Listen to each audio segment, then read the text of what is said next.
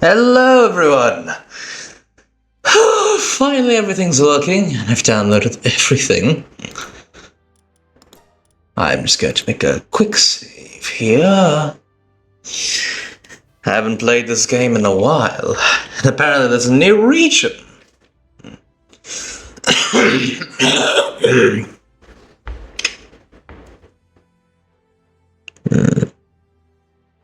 This is ought to be interesting. Very interesting indeed. Let's see what's new, shall we? Ah, yes, I am still on the island. Leonidas. Oh, wait.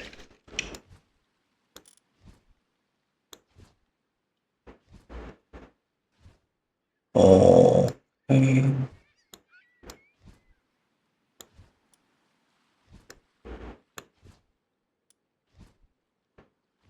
Yep, new region. I knew it.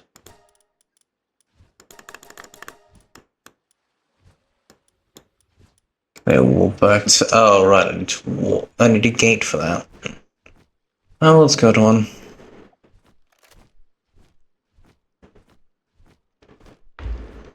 It's been a while since I've played this game. But there's finally a new region here. Maybe I'll check it in the morning, so that everyone else can see it.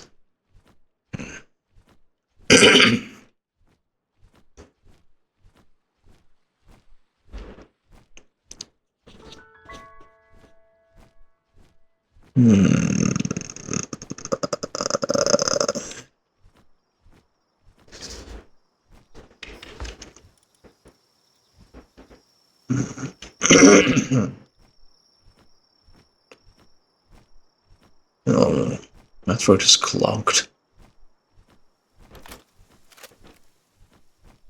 Just remember to reload my bullets.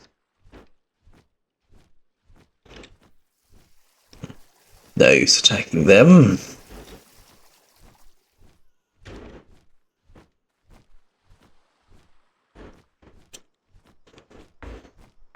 That's nostalgic.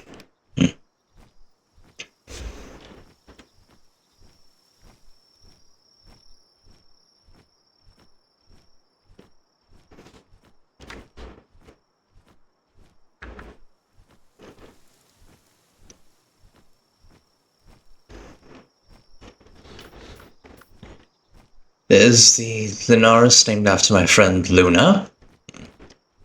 Yep. I named this after a Caucasus beetle. That's my base.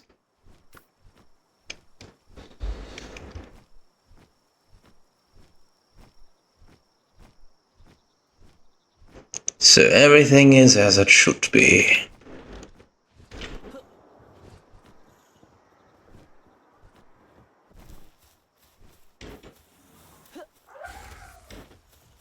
There's my ace.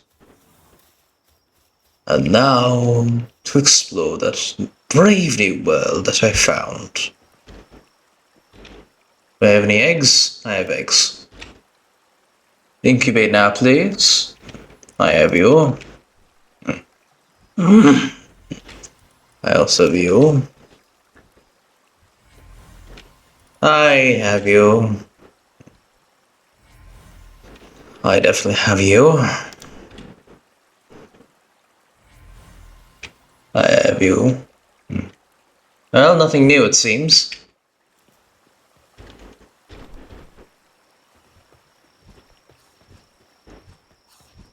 Yep.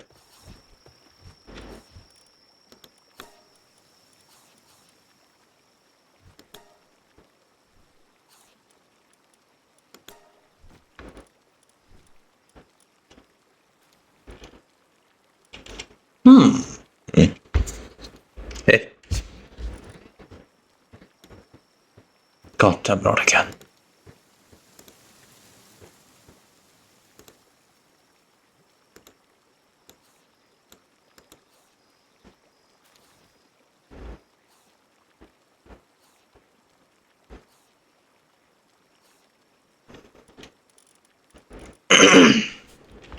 Well, that was embarrassing.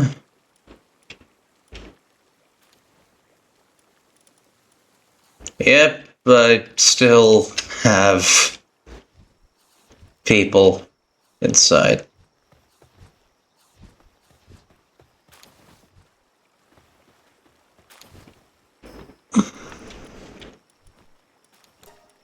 Let's go back to the home base. Hmm? What?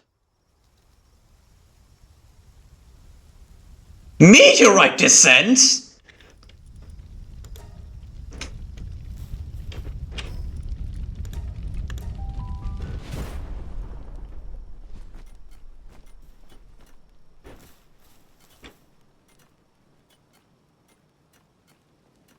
That's a thing now? Massive rocks falling from the sky is a thing now.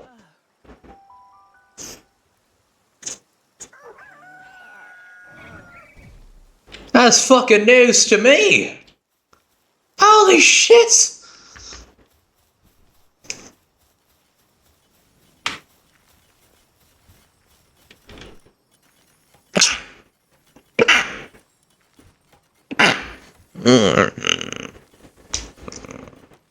Okay.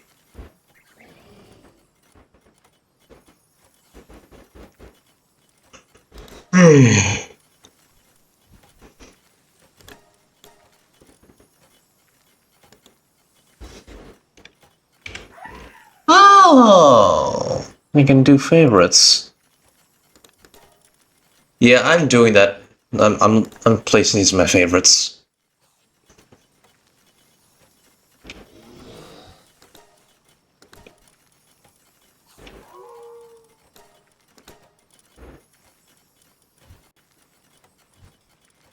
Any one of these with names is clearly my favorites.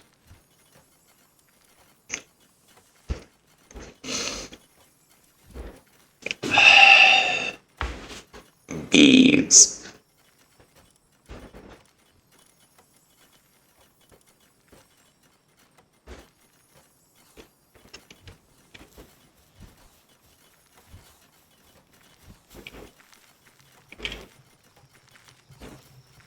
Wait, hold on.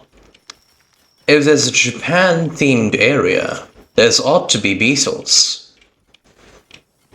Japan loves its beetles. I should know, I'm currently watching Kamen Rider Kabuto. So, wonder what beetles there are in here.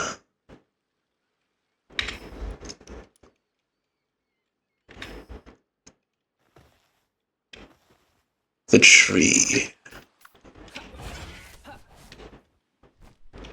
So, this thing isn't based on Yggdrasil.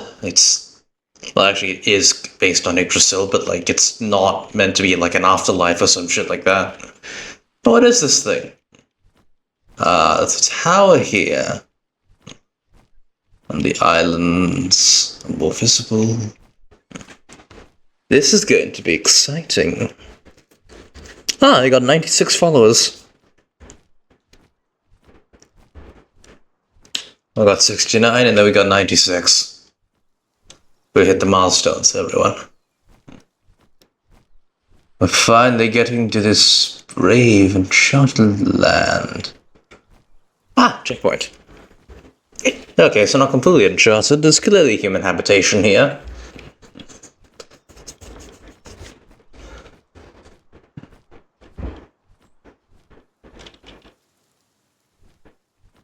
This is going to be interesting.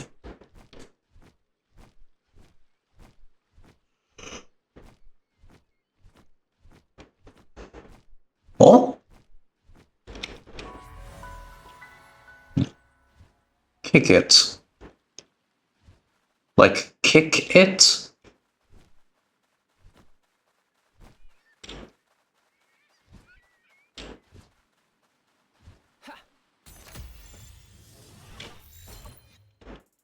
Prepare for battle.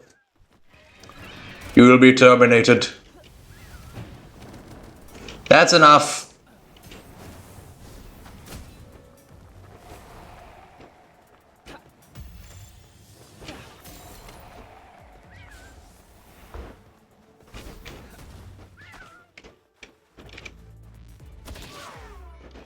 shit, no. Not that one. Ring of Mercy, Ring of Mercy.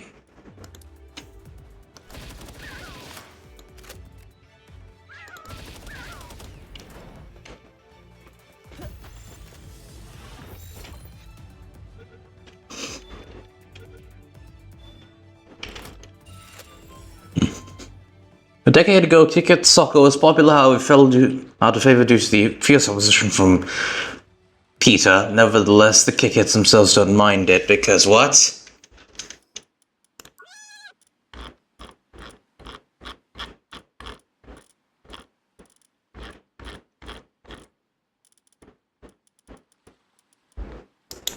Krojiro? The crickets themselves didn't mind because it helped them shed their old carapace.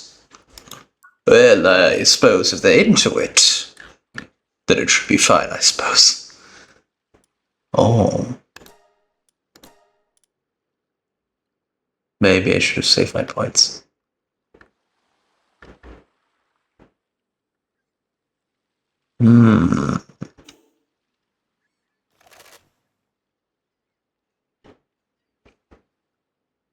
Well, it's too zoomed in. How do I?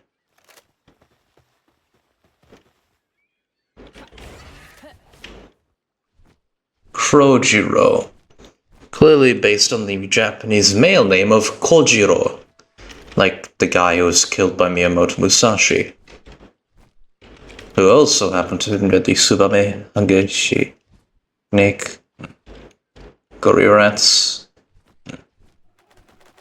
Daismo. Why are there so many palsels in this beach?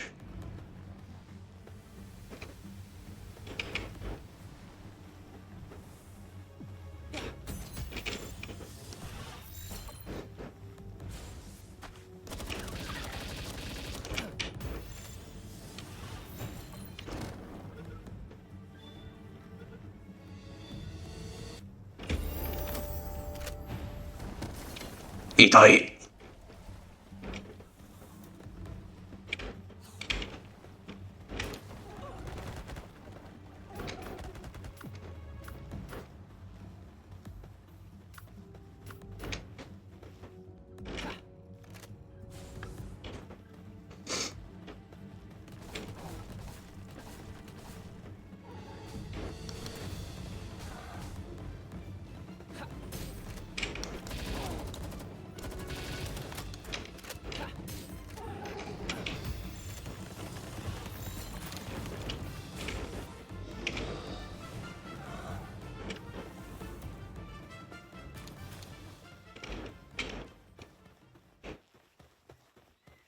Well, that was a bloodbath.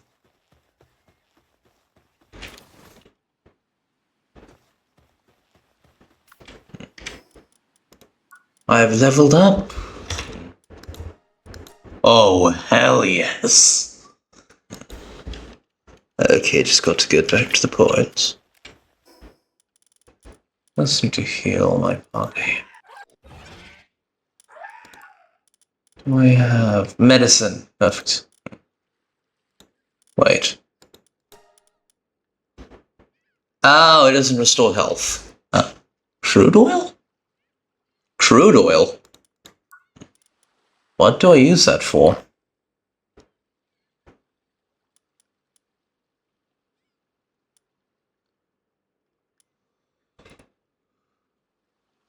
Oh, we have a master ball. Cold food box. Laser rifle? I mean, this one I knew about. A rocket launcher. Flamethrower. That's a war crime.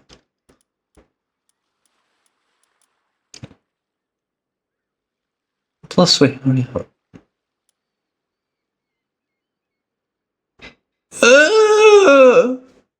No!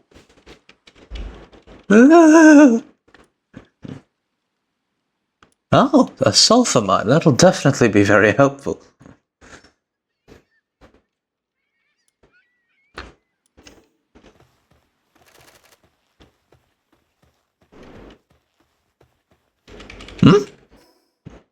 Oh shit, I have no ammunition for this. Oh wait, not you.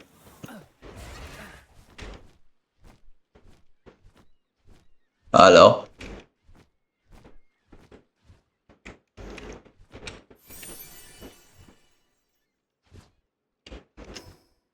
Hold on, how do I zoom out?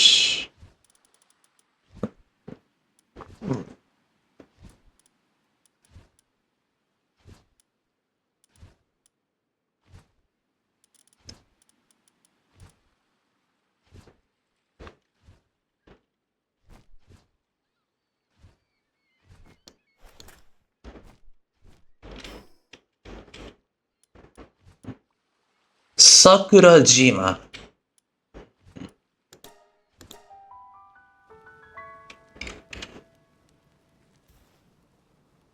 Oh, come on.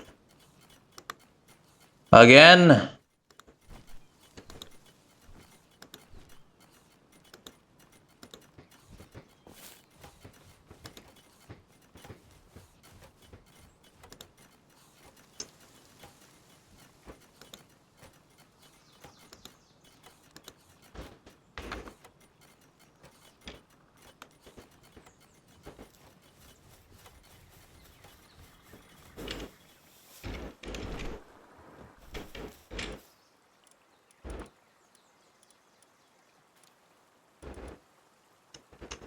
Gunpowder.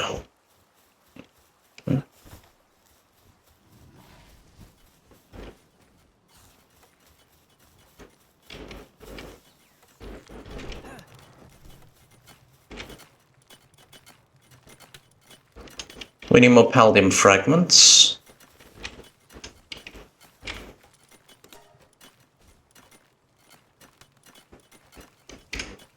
Right, there was a meteorite impact here. We can use the meteoric iron.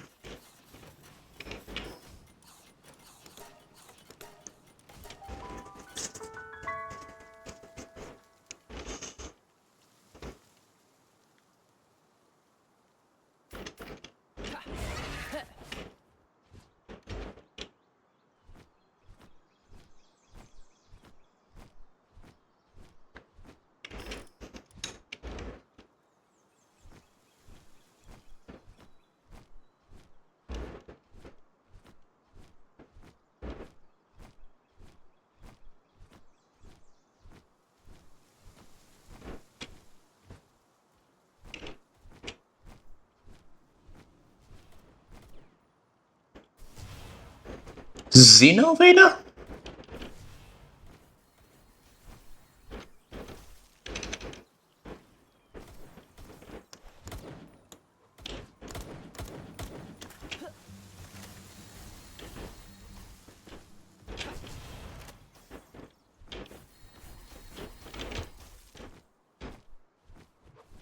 Hey, what's the big idea? I was planning on getting them.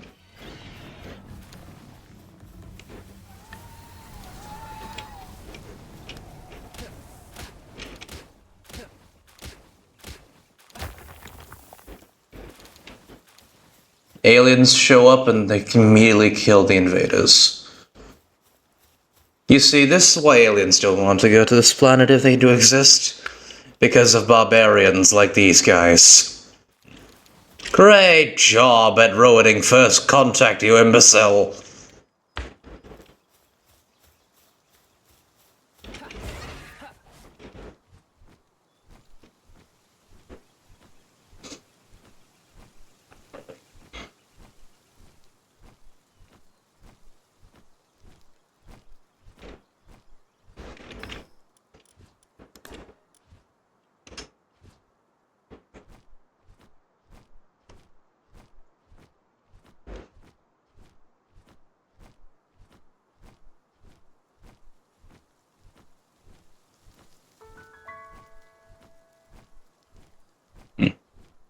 Considering there are aliens in this game, clearly Xenovada meant invader.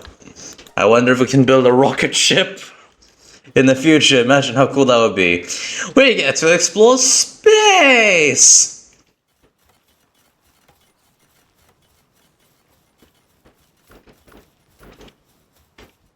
Pick up a bunch of stuff.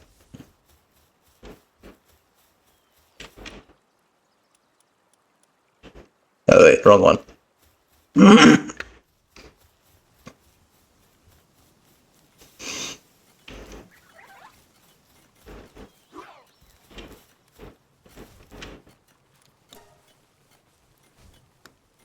Oh, that's so much more convenient, a slider. Finally, it seems the game devs are actually doing that job really well.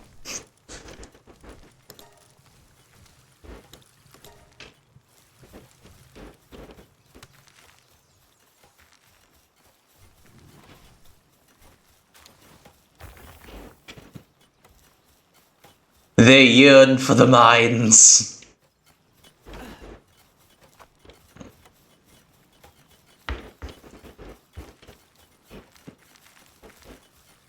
Ah yes, I named this thing Julia after Julia Child because it cooks. And it is female. So I couldn't really call it Gordon Ramsay, could I? Or Gusteau. So just name this thing after a famous female chef, and I searched it up, found Julia Child, so if the shoe fits.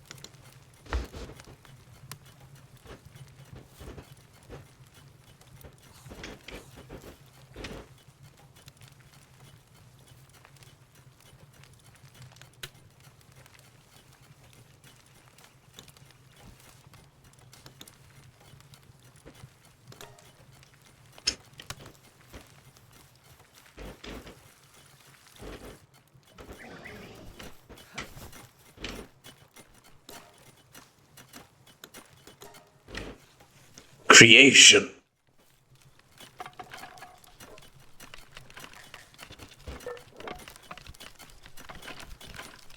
I can't get over how human its hands look.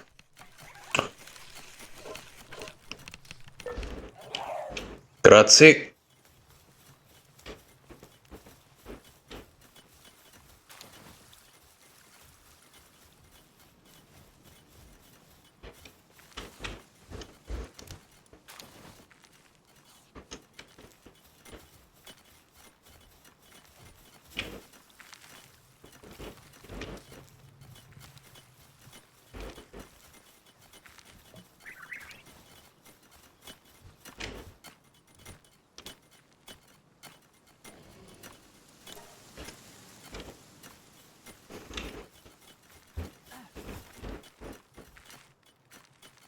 Oh wait, I have a Palworld calculator, so I can check all the breeding combinations.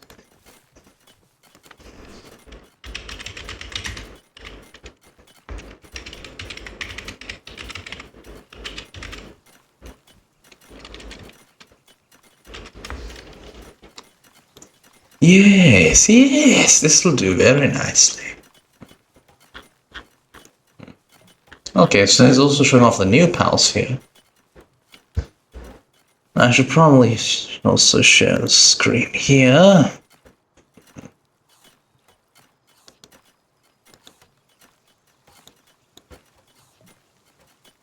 Here we are.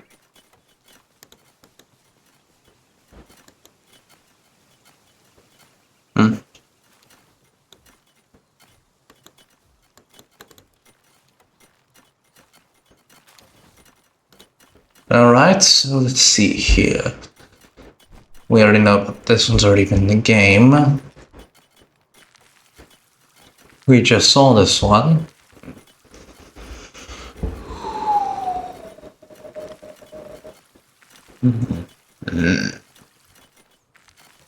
That's new. Plasma Ryu. Yep, it's Japanese, alright. Wixen Knocked. So, dark type.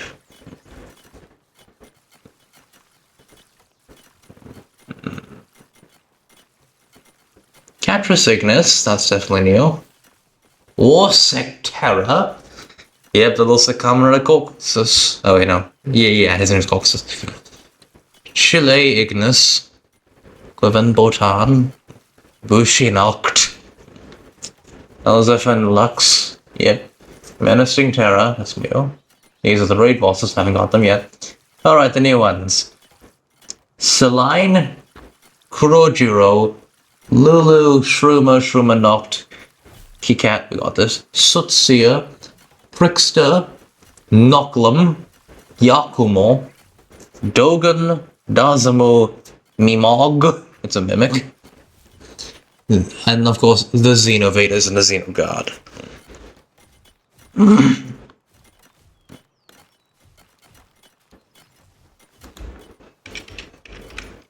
How do I get this? Of course. They're aliens after all. It would only make sense that, the only way to actually get them is to get things from the native planet. Alright, so we can actually get these via normal breeding. Grisbolt and Warsect. I'm assuming this guy's meant for battle. Oh yes.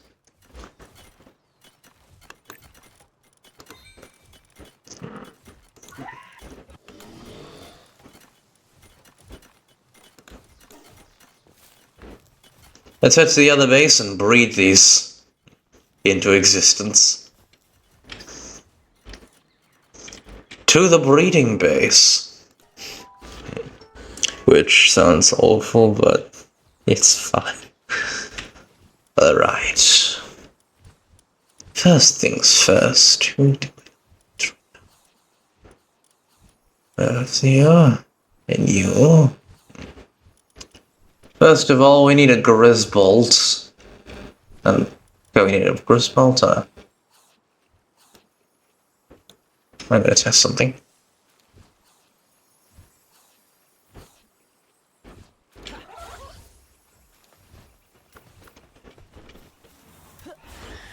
How fast? Oh, right, I haven't made your stuff yet. Hold on. We're going to be making a saddle for our dark horse. I assume it's dark horse because like it's literally black in color. What do I need? A lot of Paladin fragments. A lot of Paladin fragments.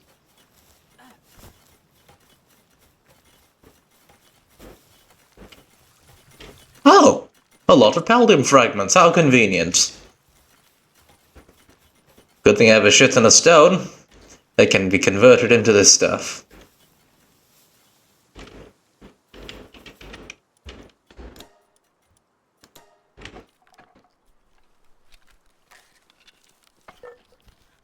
This is going to be taking a while.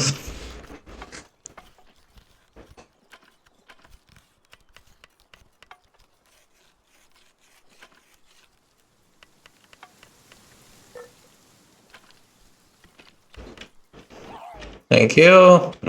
Now let's test it out. How fast are you?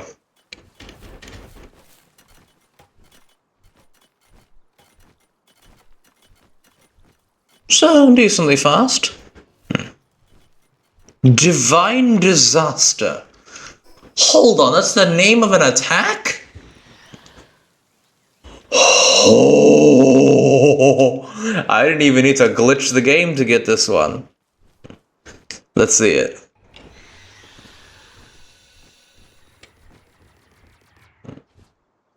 Oh, it's beautiful. Nightmare Ball. And there it goes. Probably gonna hit more Xenovaders.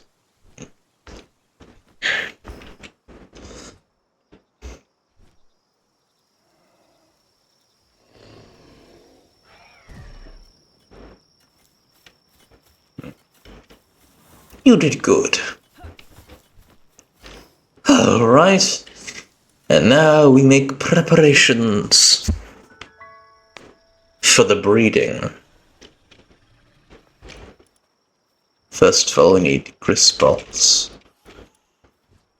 Musclehead and Swift. That will be perfect.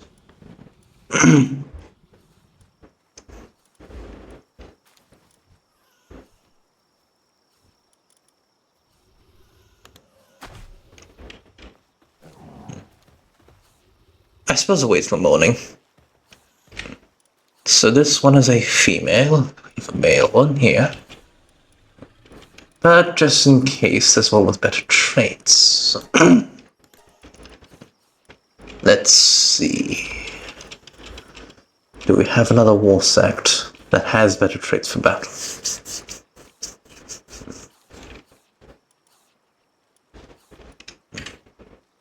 Hold on, the other combinations, what are they? I don't have that yet. Elizabeth. That's female. We have a male one that has positive traits for battle. That's shiny. And female.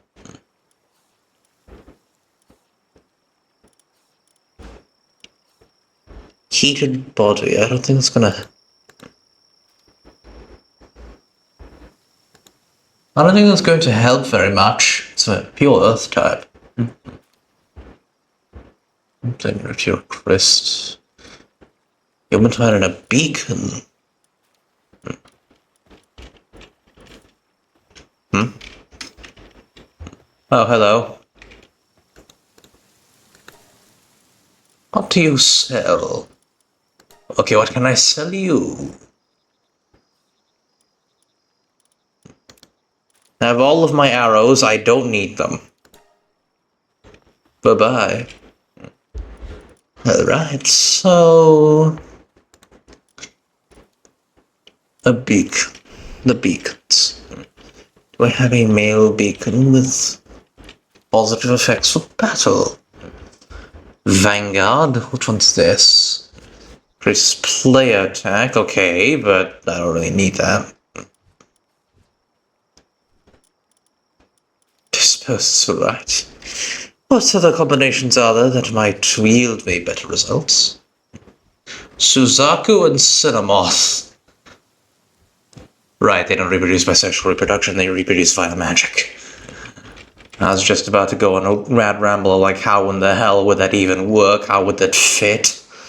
Till I remembered, oh yes, biology really isn't a factor in this one. And now for the Cinnamoth.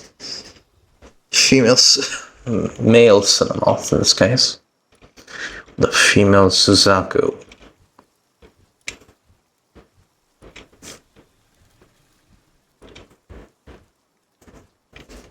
Ah, this one's a shiny. Lucky me.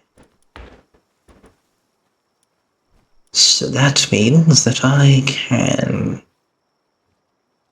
do...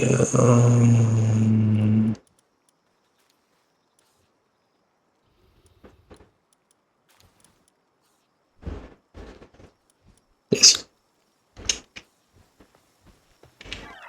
And then, yeah, can't let you sleep.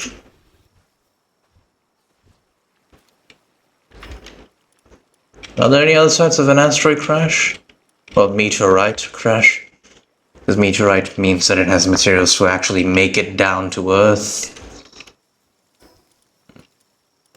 I'll go to sleep and breed them in the morning. Oh shit, that's so weird out of context.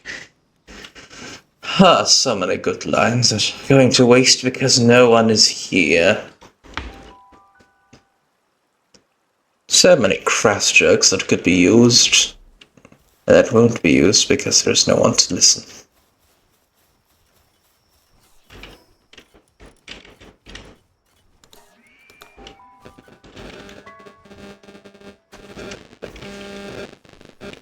Okay. Alright.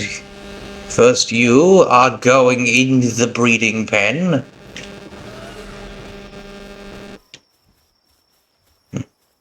And so are you. Especially because you have the lucky trait. Get in there.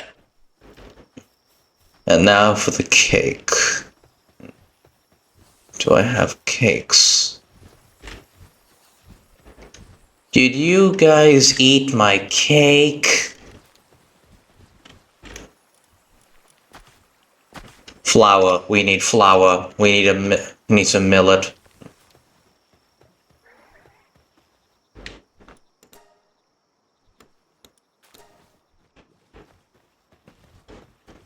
You require your assistance. Oh wait, I've got my own. Yeah. Oh, you're hungry. Oh, you're hungry. Wow, everyone's hungry.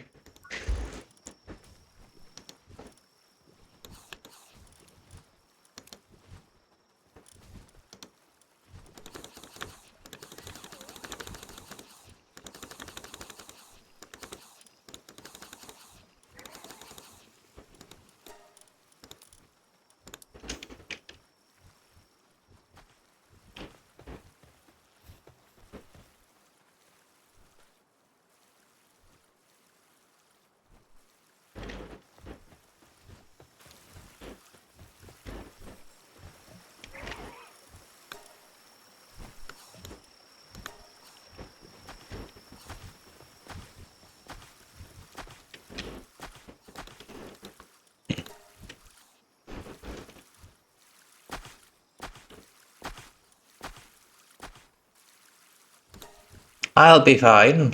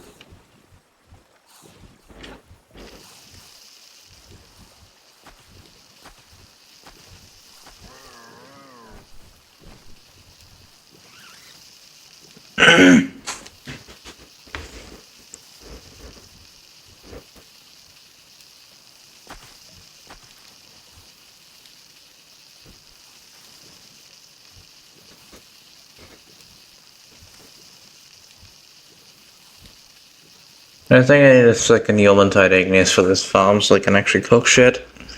Because that guy is slacking off. Seems hungry. Then eat. Hold on.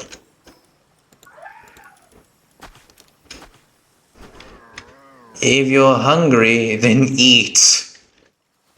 We have food, you know. I can't keep feeding you by hand. I need to do shit too, you know. Alright, I'm gonna have to reset this guy.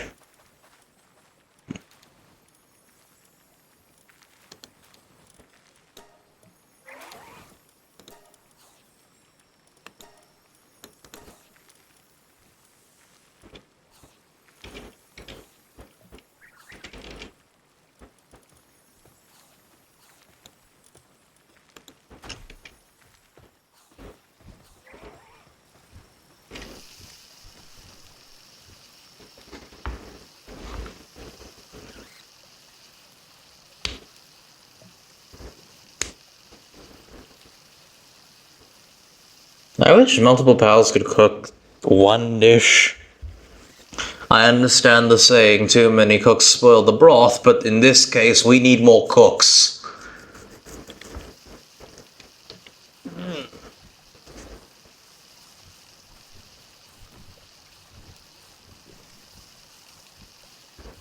This is a very relaxing game, I suppose.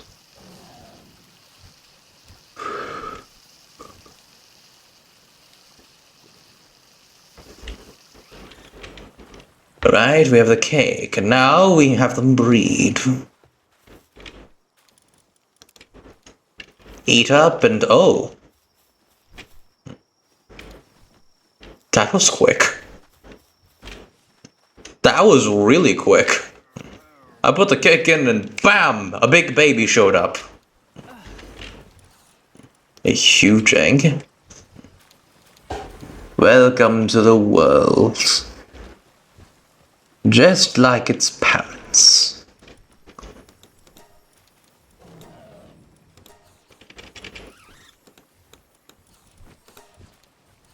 We don't need these.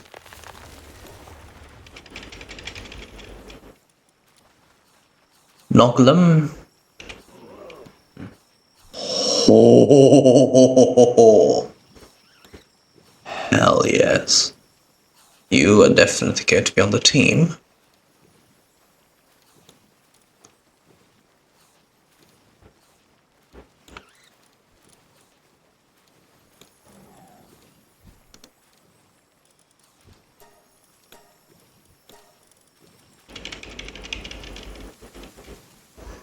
Alright, next we shall breed. We can't. Logan. Bookster. It's out. Since an epic class. Wait, so we can breed this one, but not that one?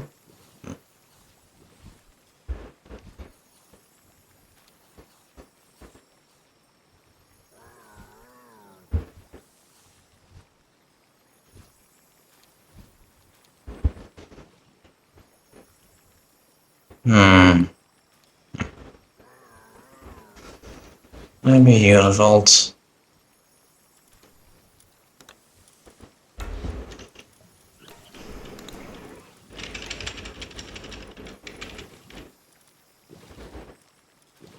Definitely not. This will suffice. Get in there.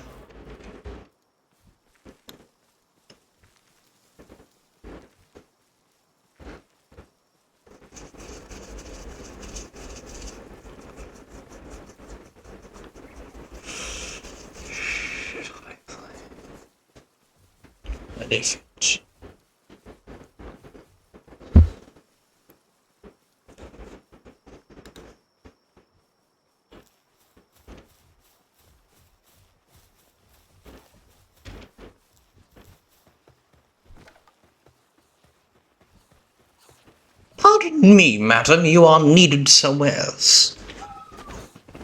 You are needed in the breeding pen for breeding. Enter the breeding pen. You two shall now breed.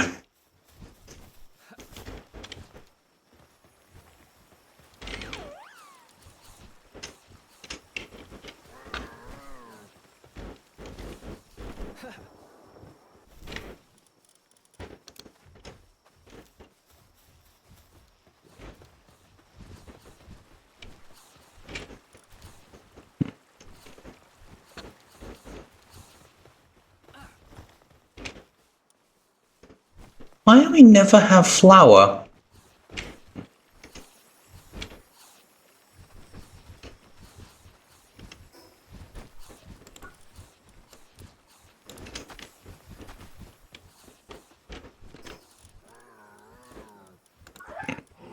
Alright, let's name this guy.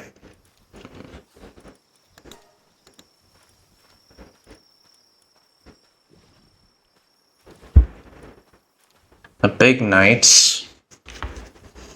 You know what? This guy's clearly Beetle.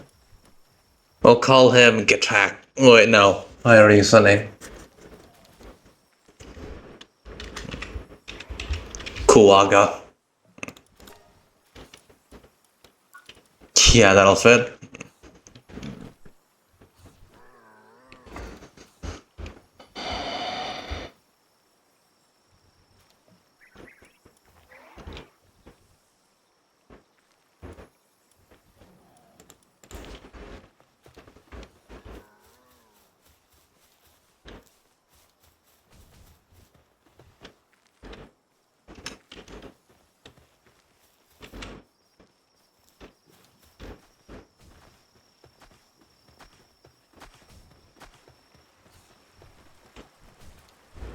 Look at him relaxing.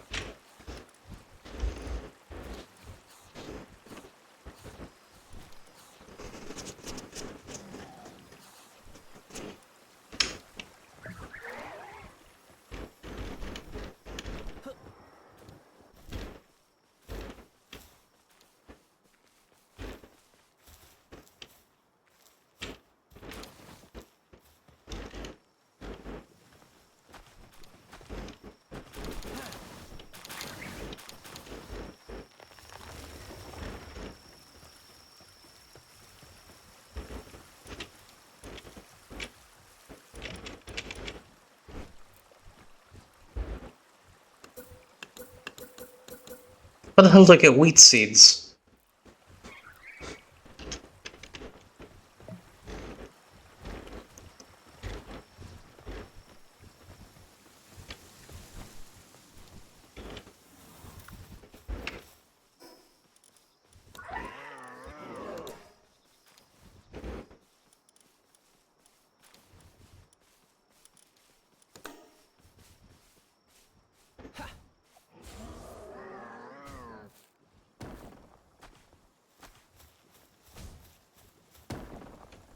Why is it doing Kung Fu?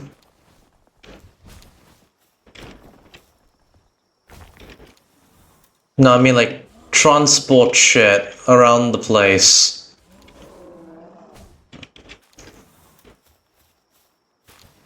I'll put you in the ranch.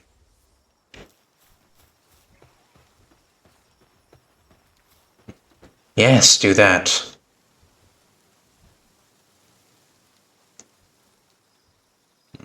Oh, that's a cute visual. A big lumbering knight is gently picking things up. And how in the hell do you harvest by wiggling your fingers? That's cool, but wow. Steel Guardian mode. Alright, I gotta check out what the hell that means. A steel resolve increases attack and defense. Ah, I see.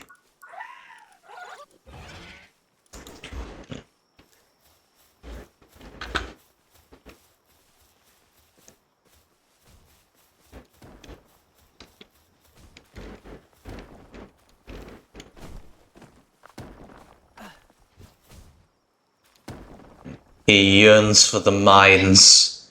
I don't know why, but he does. Maybe because he has a +4 in mining.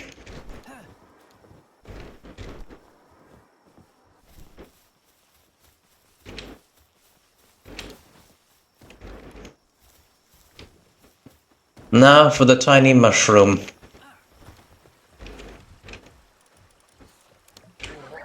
Welcome to the world, Shroomer. Oh no, it is a bottomless stomach. Just like its mum. Which is cute, but that ain't exactly a good thing.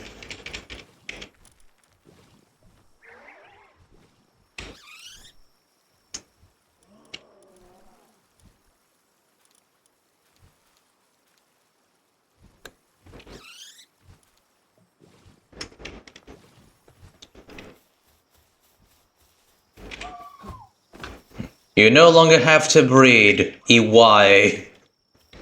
Rejoice, you no longer have to breed. Why? You don't have to breed anymore. Why are you still here?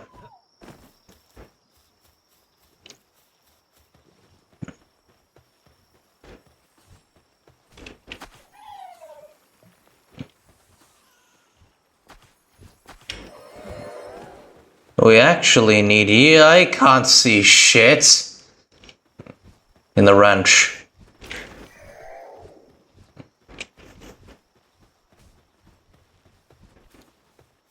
We don't need you to breed anymore, you nymphomaniac! We need you to cool shit.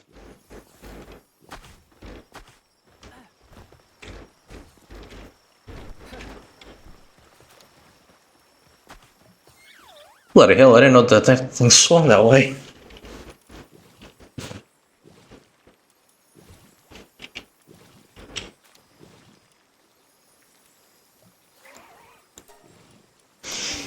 Alright, time to get some sulfur.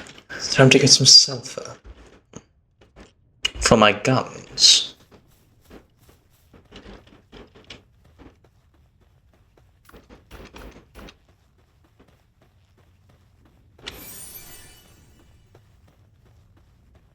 Actually...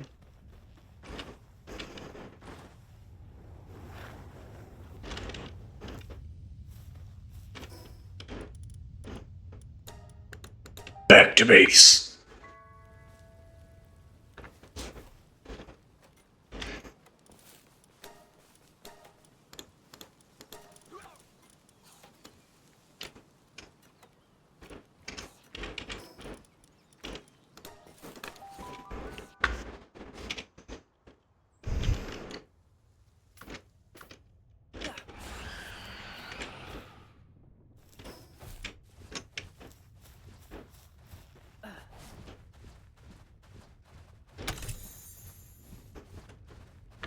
Allons-y.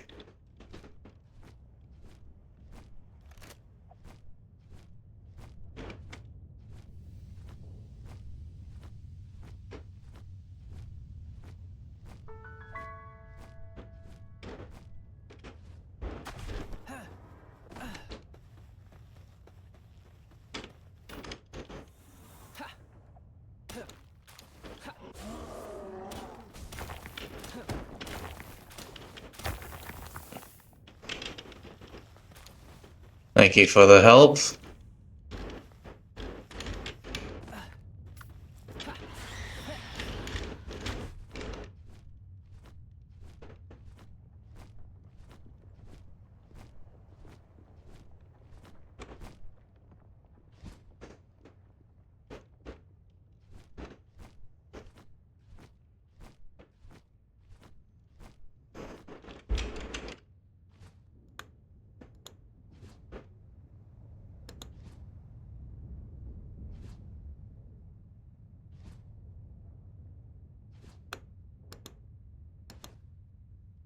Okay, so my OBS isn't going to crash.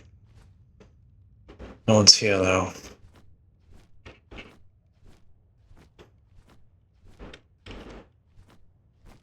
Maybe I went on hiatus for too long, and now everyone's gone.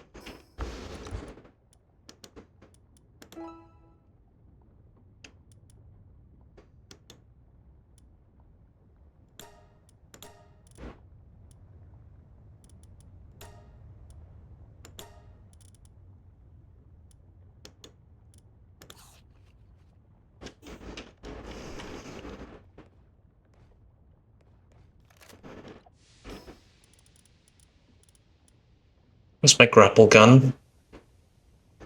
Ah.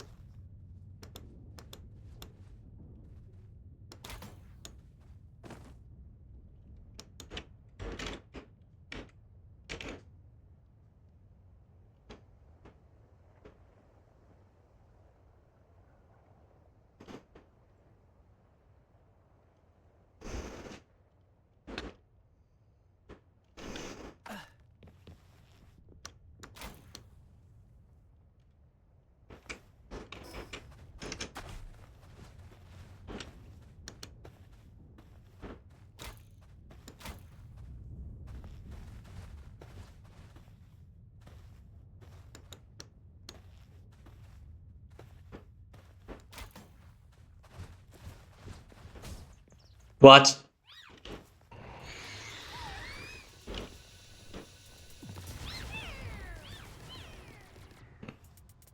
Thank you. Bit much, but thank you.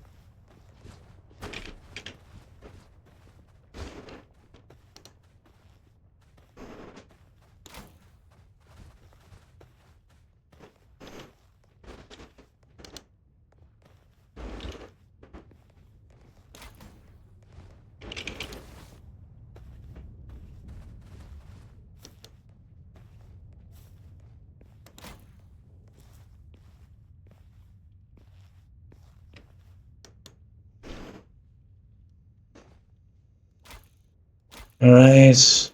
Get down there.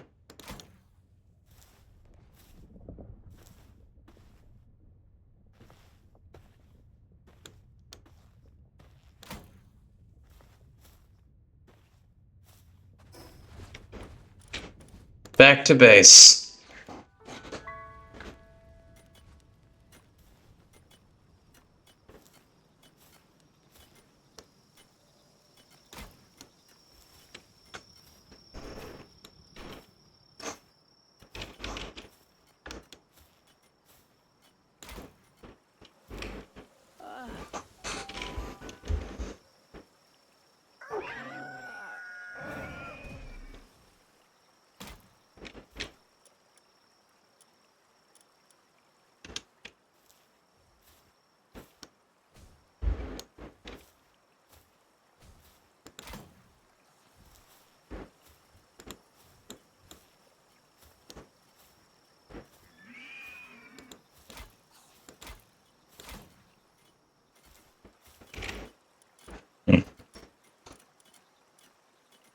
Charcoal.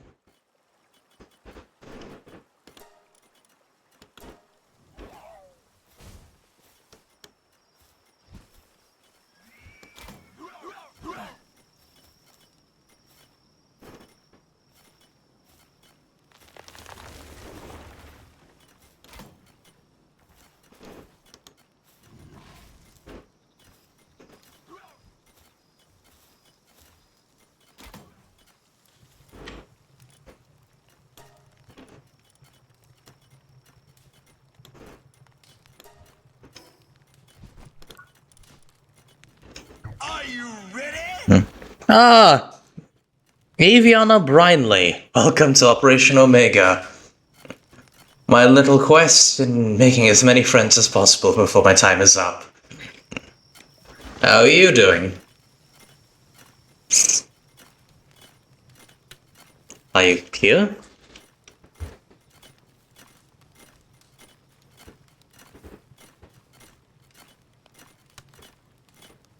Ah, my friend Luna is live.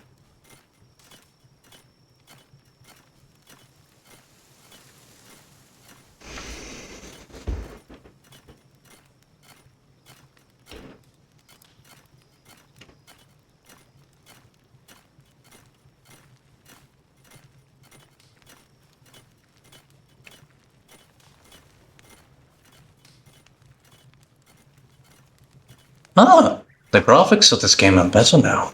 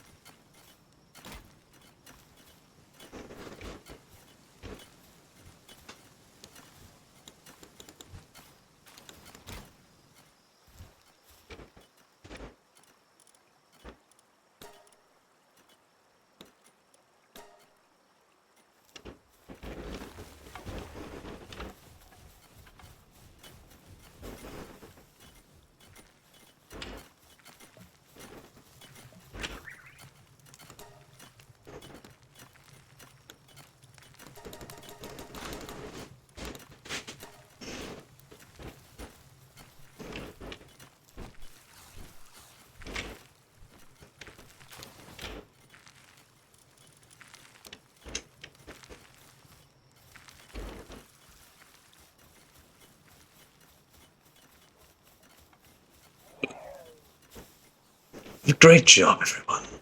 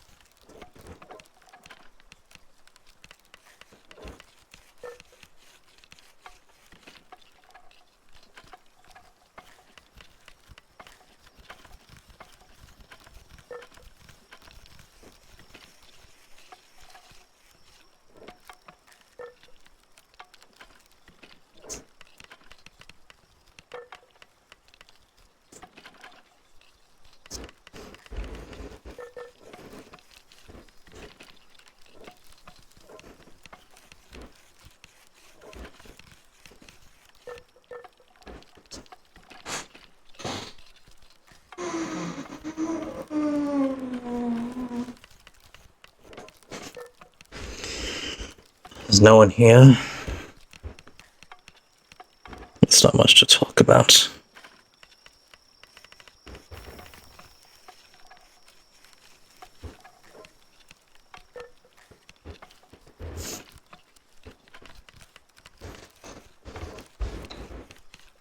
Yes, not many people actually like when I make videos in this game.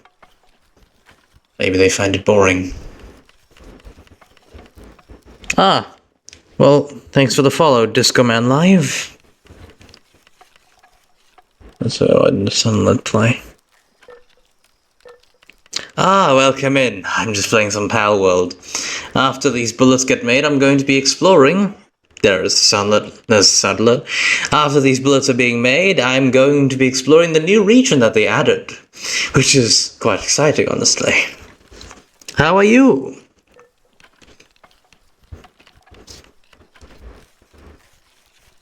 Wait a minute, only 97 followers. Why hasn't the counter for followers changed?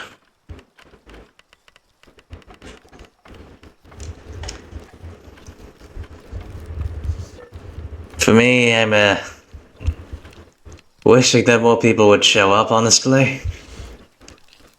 Unfortunately, as you can see, not many people here. So, a bit disappointed. But thankfully, after this, I'll be able to raid my good friend Luna May VT. Who I named one of these things after. By the way, have you ever heard of this game? If not, things must be very confusing for you. In the stream. Yes, I wish more people would be in the chat. I wish there were more people to chat with.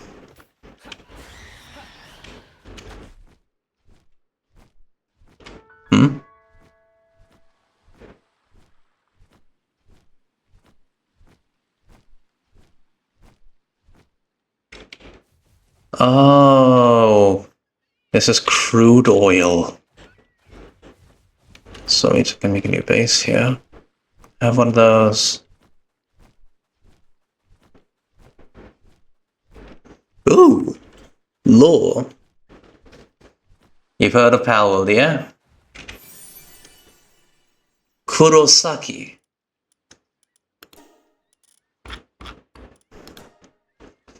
There's disarray among the ones from the volcano. Rumor has it the leader has changed. Before, their ways weren't so extreme, but now they're consumed by bloody struggle against the maniacs from the White Mountain. Those lunatics, those unscrupulous people who disgrace this place, so the situation benefits us. But why did they start fighting now? I do not know what the leader is thinking, but I hope they do not tarnish our land. Tonight is also full moon. Today's sake tastes awful too. Maybe I need the first one for more context. Ooh, a chest!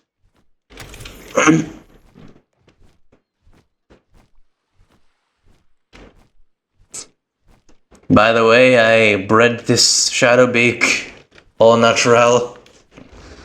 No genetic modification required. No atrocities needed. Unlike the scientific organization that originally made it.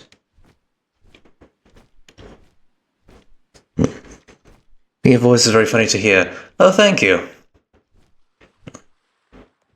You wouldn't be the first person to tell me that I should pick up voice acting.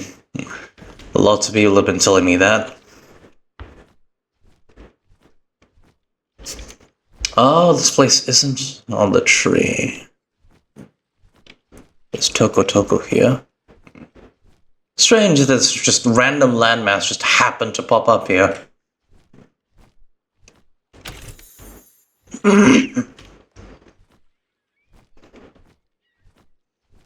It's almost like it's sprouted out of the ocean for no reason.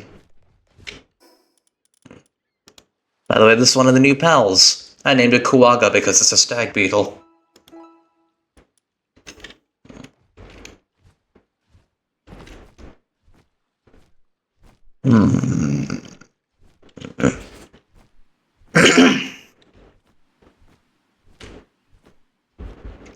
Oh yes, I forgot to pin the Discord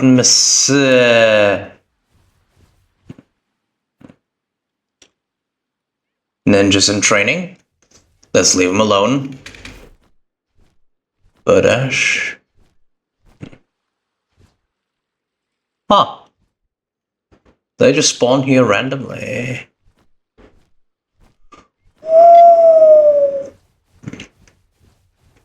This is a nice place.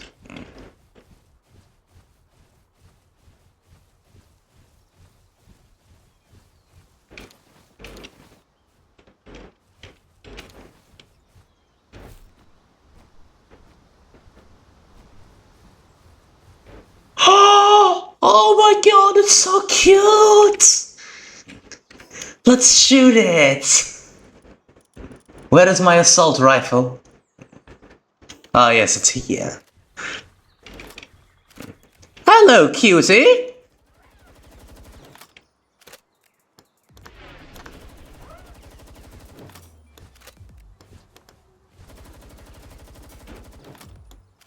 Don't worry, I have the Ring of Mercy, you're not going to die.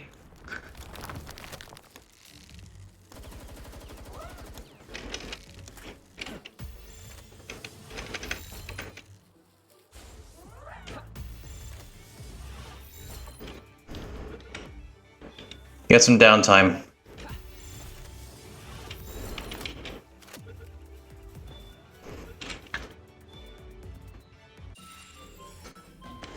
Stole my sister's charger, she's sleeping, mine broke.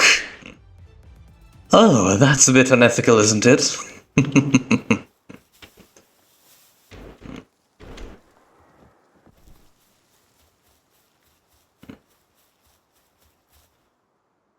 Oh, this is a graveyard.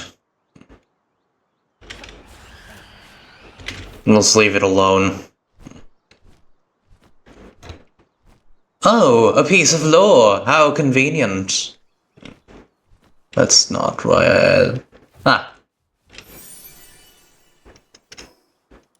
The fifth one. Ah yes, did they skip the number 4? Oh, never mind, that would have been messenger. There is one who is trying to pull out the stakes. I hear the sound of the end. Oh, so just sit and wait. And so, us who just exist here, please destroy us with the blade of the crescent moon that the beginning of our time be announced. And with death we shall be released from our shackles. Tonight the moon is hidden from view. Tonight's sake is incredibly delightful. That's a bit depressing. Well, with a massive conflict here. Wait, are these actually grave spots, or is this like boundary stones? Do I need this? I have plenty of that at home. High quality meds. The Ultrasphere.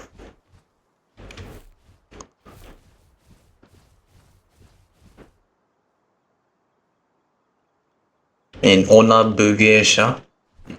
Oh! A dungeon. Well then, let's go in, shall we?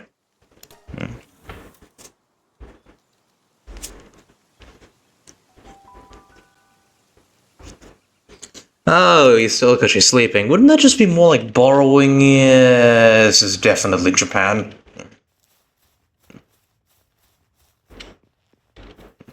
That feels like a sacred place.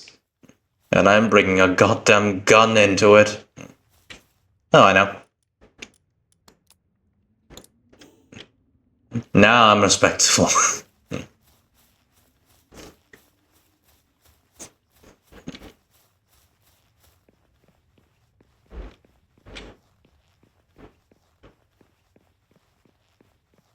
Well, this is certainly more organized than most dungeons I go to.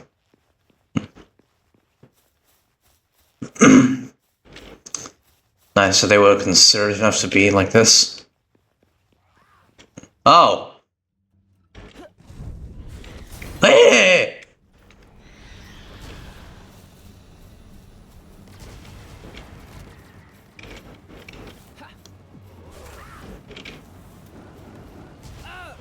Shit, I died.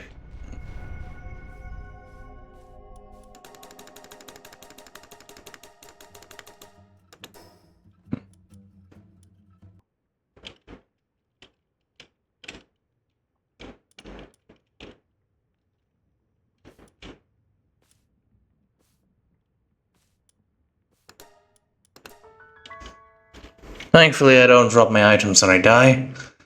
Otherwise, it'll be very inconvenient.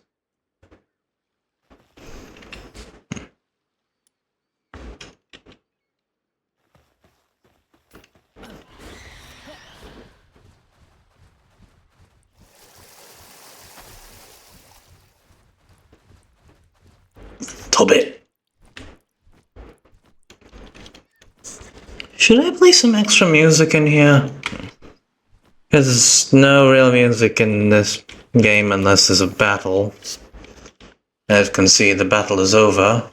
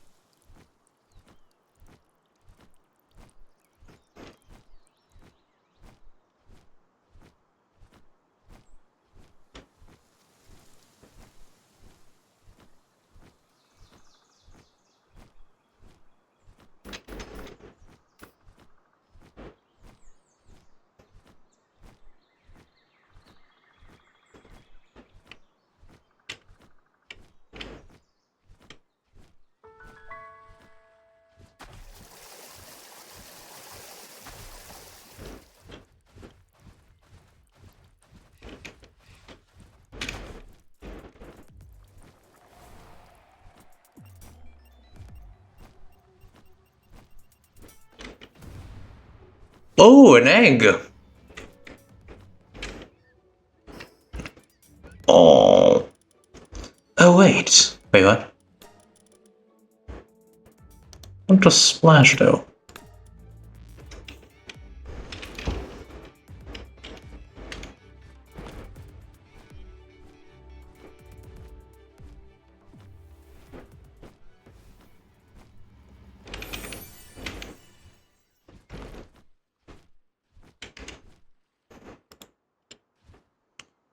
Oh, god damn it.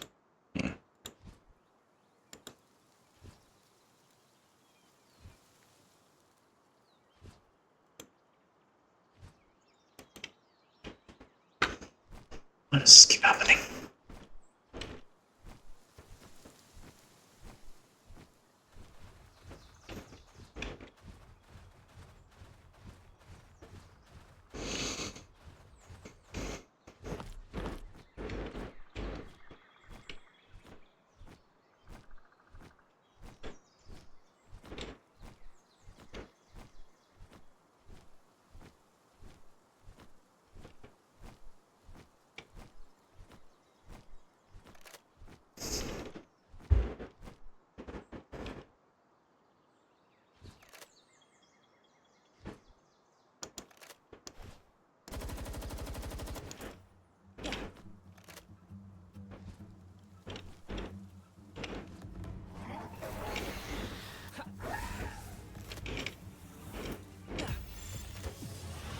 Get in the ball, mate.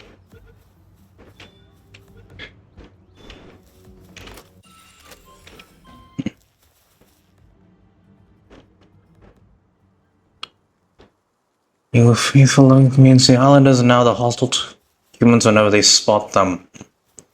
Ah, so they figured out that people are horrible too. Well, at least now they know.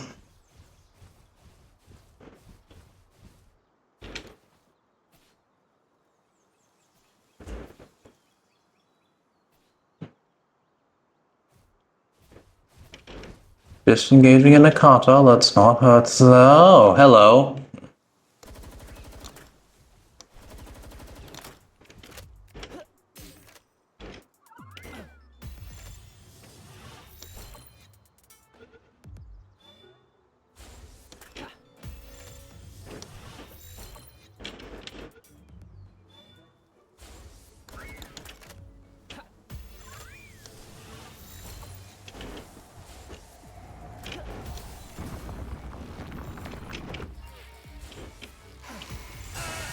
Itai.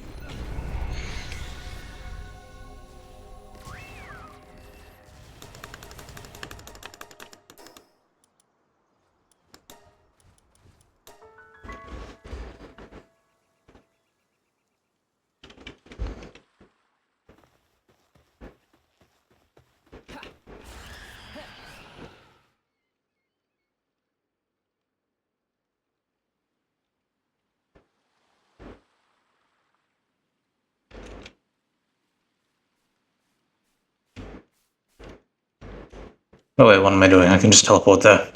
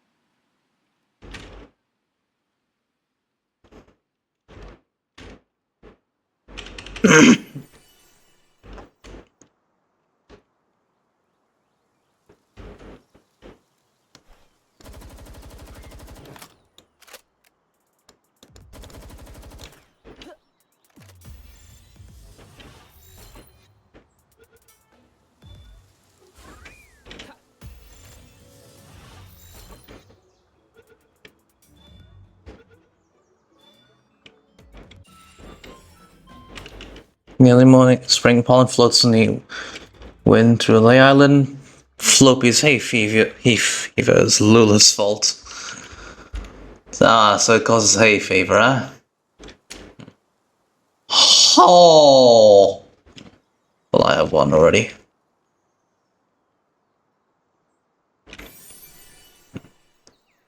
Pardon me, you're an asshole. Bye!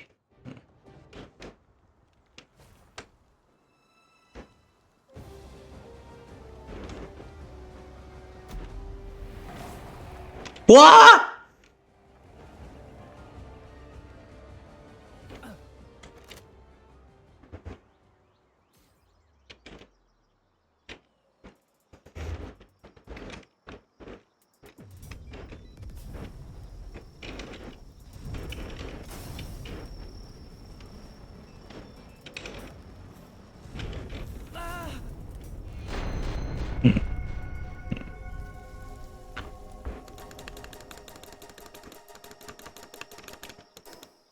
Well, that's understandable.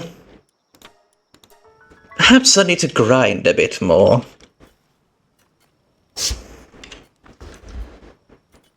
How do I make more clothes?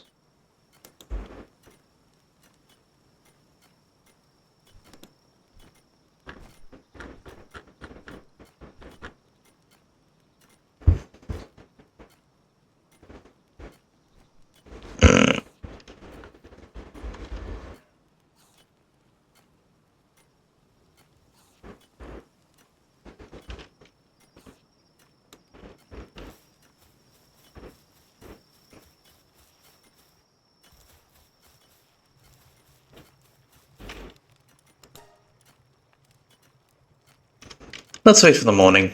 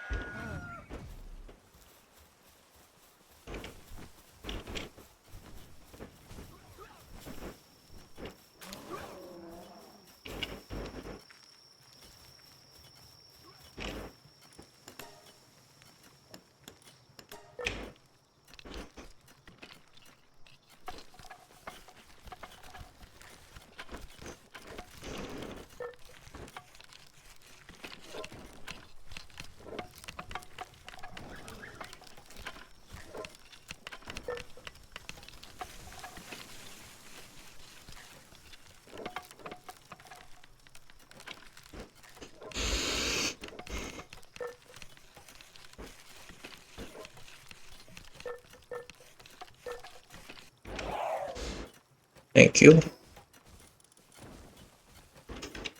Suppose it also saves.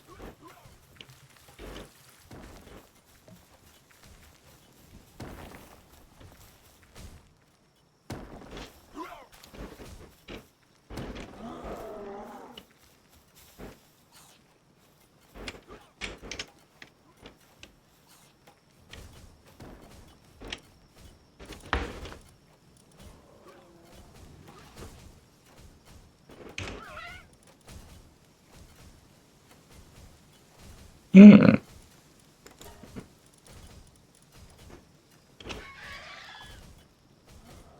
Oh, it's a Roadrunner.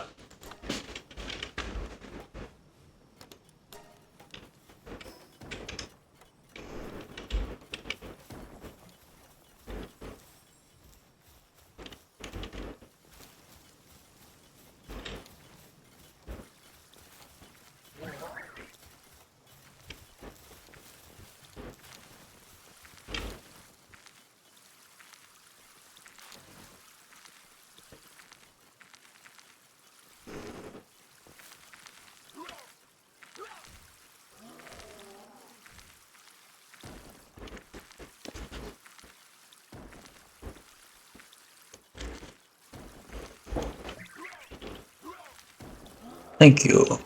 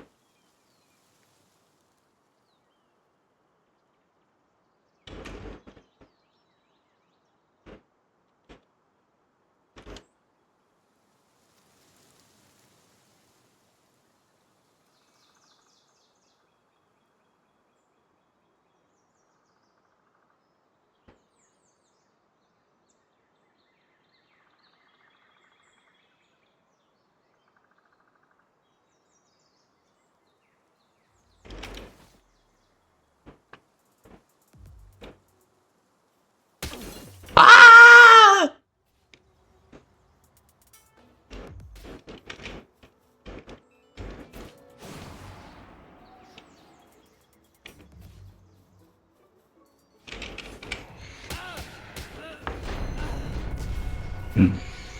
Wait, are they wearing visors?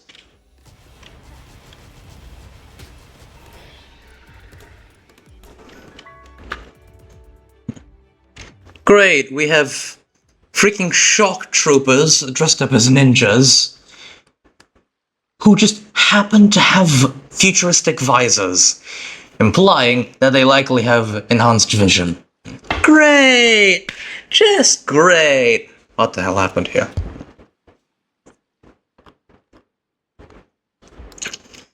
I think we can get one of the Xeno creatures. Oh no.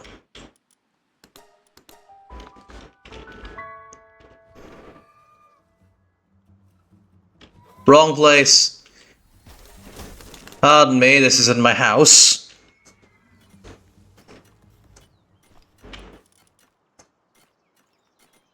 You poor thing.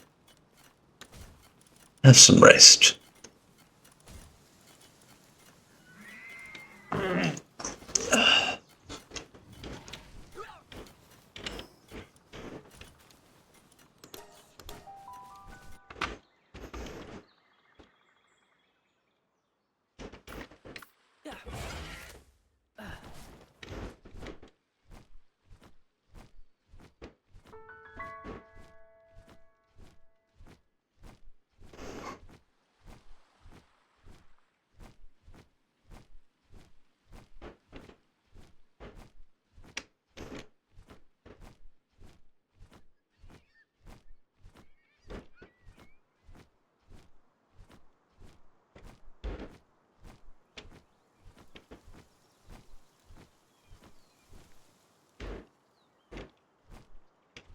Note to self, the locals are very aggressive. Let's not go near them. Because they'll immediately try and chop my fucking head off. How about you, sir?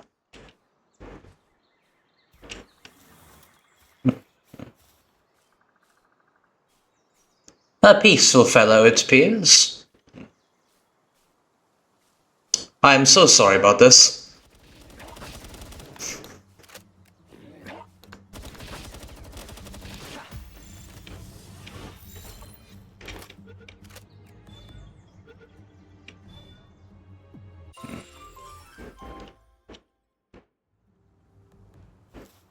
You did too much today.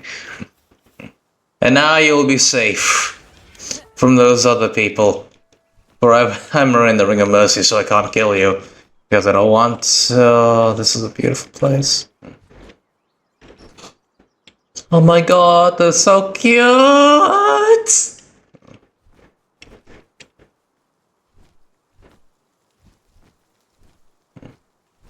Ojamashimasu.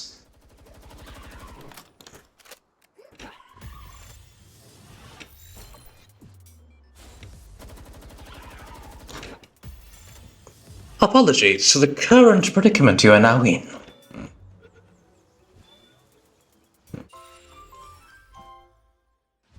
Easy going. Held up, it's been so fast. Sparks fly, sparks will fly when it feels excited. You struggle too much, sparks fly. Got it, don't get too excited. Thankfully this one's easy going.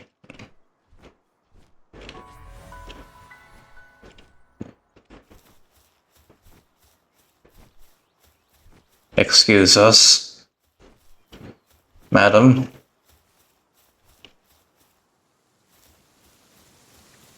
A dog. And it's aggressive. Hold up.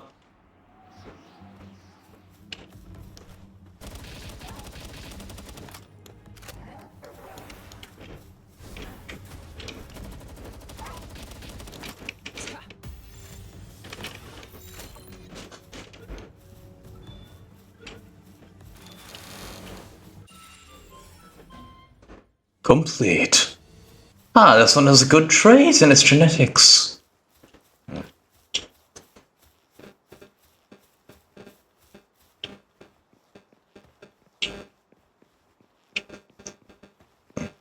Remember to walk on the left side of the road.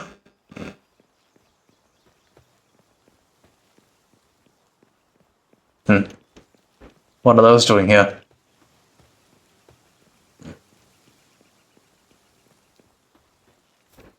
Oh, what's that? This is clearly a Shinto shrine.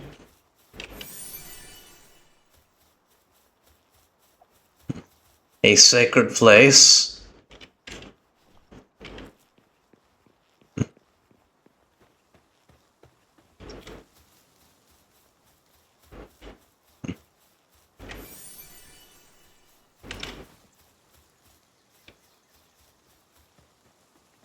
Why are there no other people who happen to not be hostile? Hey, where's the lore tablet?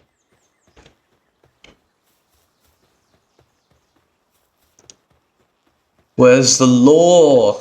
The lore!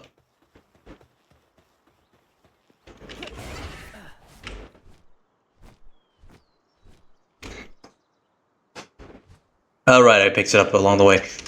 Let's read that, shall we? D4.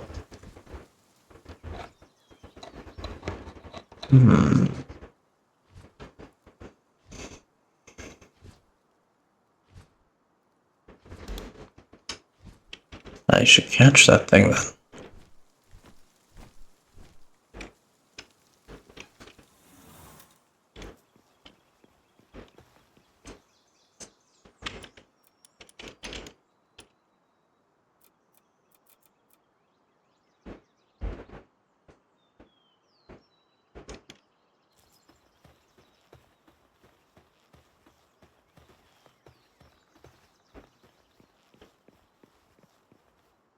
Do I take it? We're in a shrine. This is a shrine.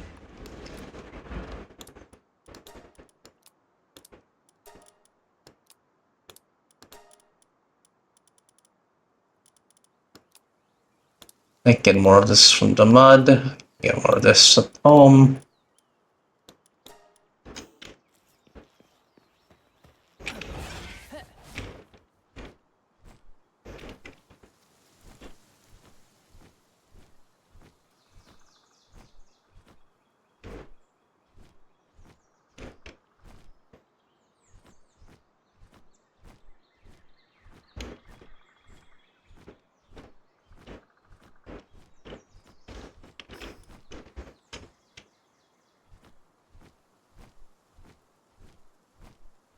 Bamboo forests.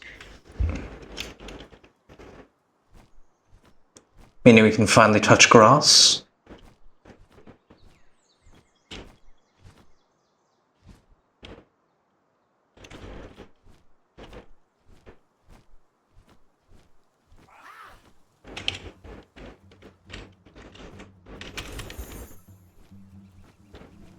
Why? We are leaving you alone!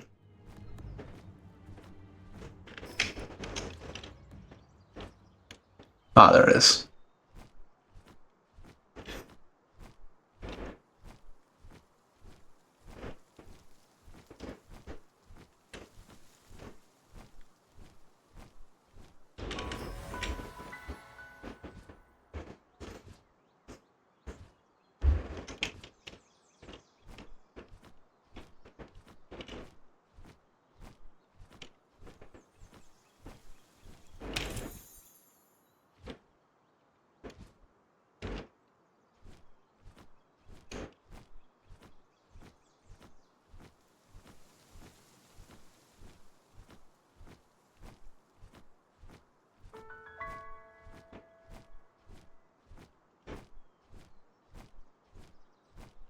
Oh.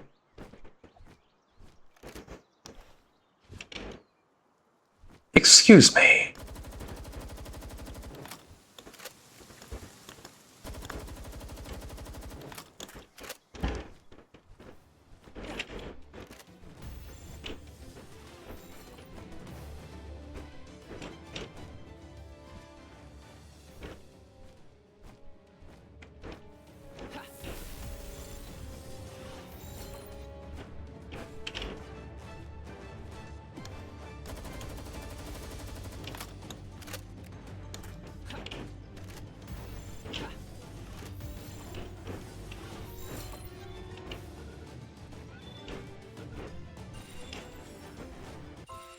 Complete.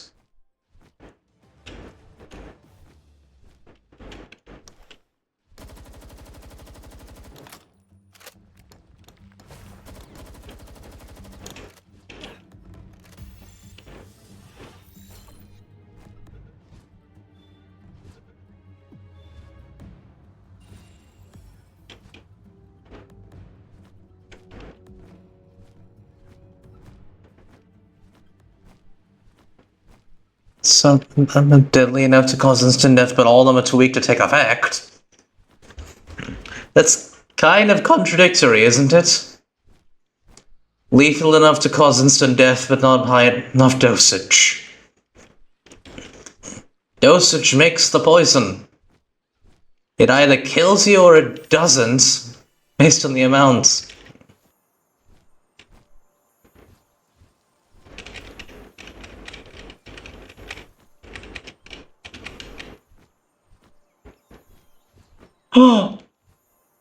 Get over here.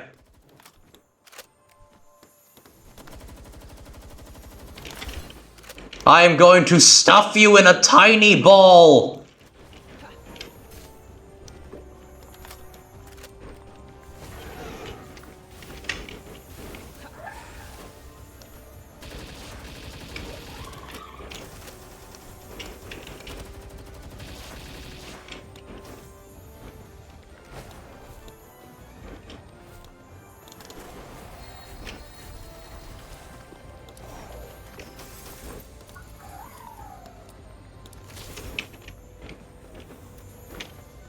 Luna?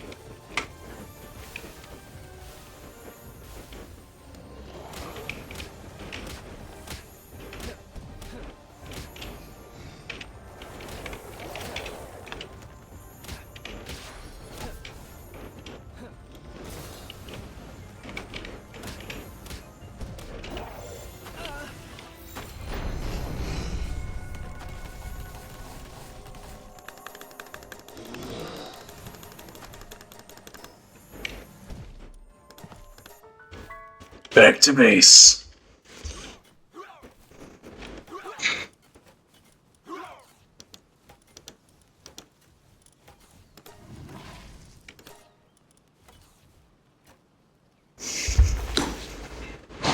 Well, this is bad.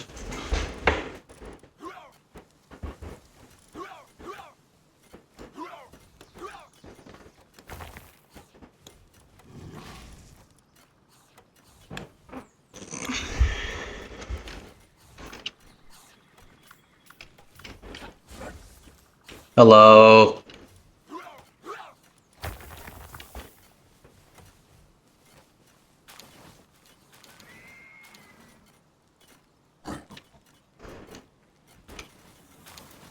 Oh.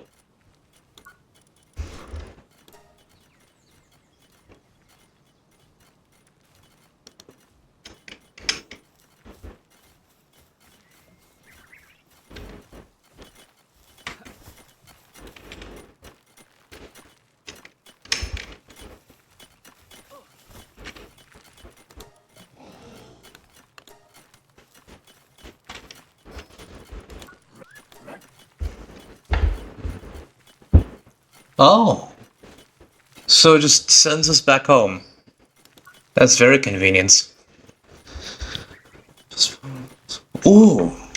Yes, I'm putting you on the farm.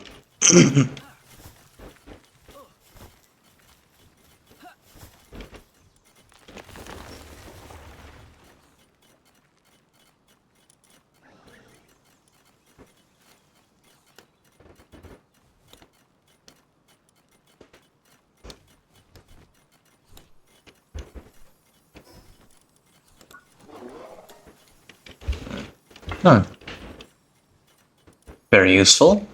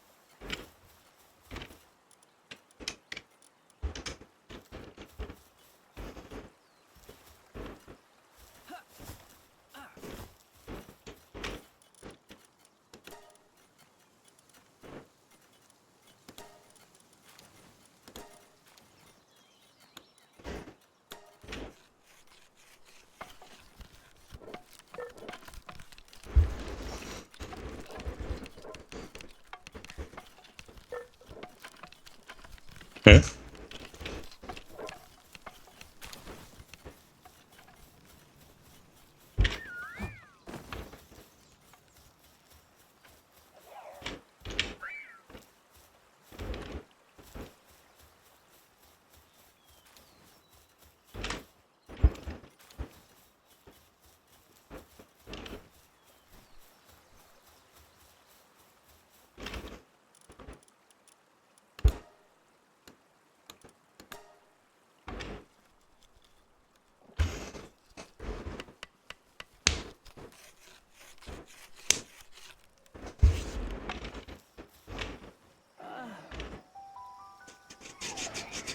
We'll get back to it in the morning.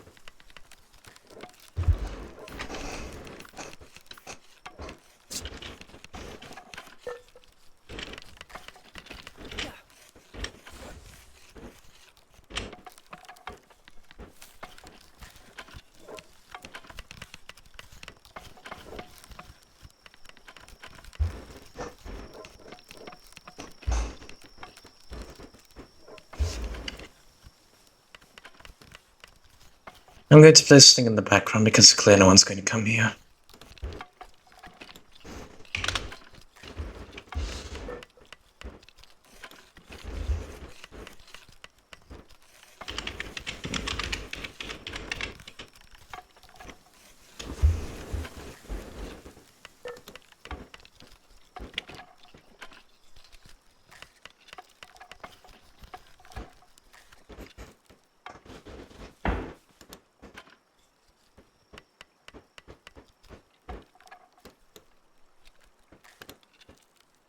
Cobain Sprite baru dengan lemon dan jeruk nipis, nyegerin. Sprite baru, seger bener.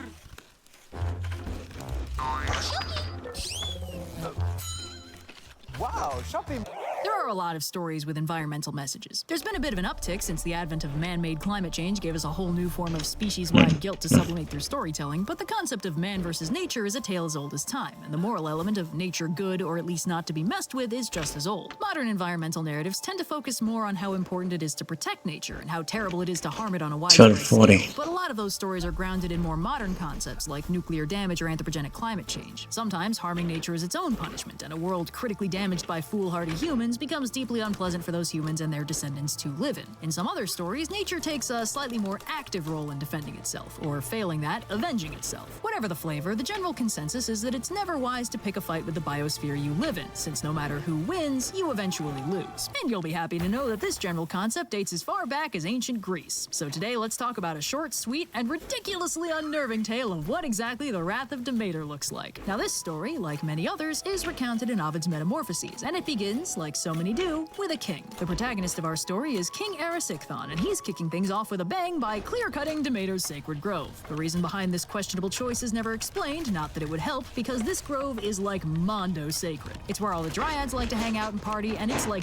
deep wilderness. At the heart of the grove is a massive ancient oak tree covered in garlands and prayer tablets and a big flashing neon sign that says "Do not kill." Erysichthon's workers aren't exactly jazzed about the thought of knocking it down, so Erysichthon grabs an axe and forges in to do it himself, and further paints a target on his back by loudly declaring that not only is he going to cut down this tree, he'd do the same thing even if that tree was Demeter herself. At the first strike of the axe, the tree starts bleeding, which Erysichthon takes as a great sign and keeps chopping. Right before the tree gives up the ghost, it speaks and tells the assembled mortals that it is in fact a dryad, beloved by Demeter herself, and Erysichthon's ass is proverbially grass. The tree dies, the people move on, and the dryads, who saw the whole thing, book it to Demeter to fill her in. Now, Demeter's none too pleased about the loss of her sacred grove and her favorite dryad, so she spends some time mulling over what exactly to do to this idiot, and settles on a particularly unsettling plan. She sends a nymph up to the frozen, barren wastelands of northern Scythia to transmit a message to Limos, the goddess of starvation, whose nature is so antithetical to Demeter that they literally physically can't get near each other. The nymph quickly tells Limos that Demeter's asked her to inflict a curse on King Erysichthon, and then the nymph books it before Limos' divine vibes can starve her skeletal. Limos is always down for a little mischief, so she heads over to Erysichthon's palace, slips in at night, and super casually inflicts him with the curse of eternal hunger. Then she heads home to put on the new season of Bake Off while Erysichthon dreams of magnificent feasts and wakes up absolutely ravenous. Now, as king, Erysichthon has plenty of access to delicious foods of all varieties, but no matter how much he eats, he's never satisfied, and in fact just gets more hungry the more he consumes. In desperation to buy more and more food, he ends up draining his treasury and selling off his possessions. He even ends up selling his daughter Mestra, who's none too pleased about her new situation and calls in a favor from Poseidon as payback for him deflowering her back in the day, which, as we all know by now, happened with alarming frequency. And Poseidon evidently feels real bad about this one because he grants her the power of full-on shapeshifting, which she uses to escape. Erysichthon sees this as a golden opportunity and makes a pretty solid racket out of selling his daughter over and over again while she uses her shapeshifting to escape every time. But of course, this does nothing to help with the actual curse, and eventually Erysichthon... Why is he rubbing his hands? ...ravenous hunger that he just fully eats himself alive.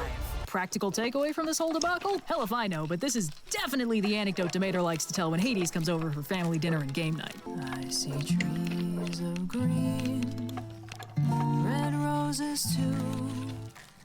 I see 'em bloom.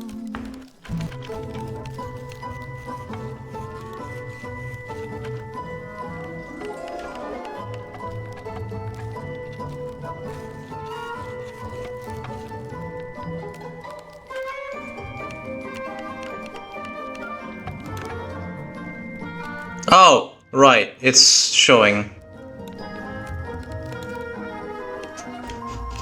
I'm just really bored, everyone. So I might as well, and no one's here, so I might as well watch a bunch of stuff while waiting for people to eventually show up. Even though it'll probably take 10,000 years to do.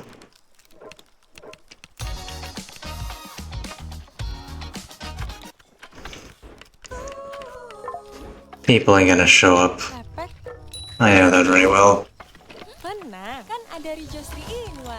Bikin rambutku ternutrisi, harum, dan lembut. Rambut lembut gak pakai lepek. Rejoice 3-in-1. Do all Ginseng players walk like this?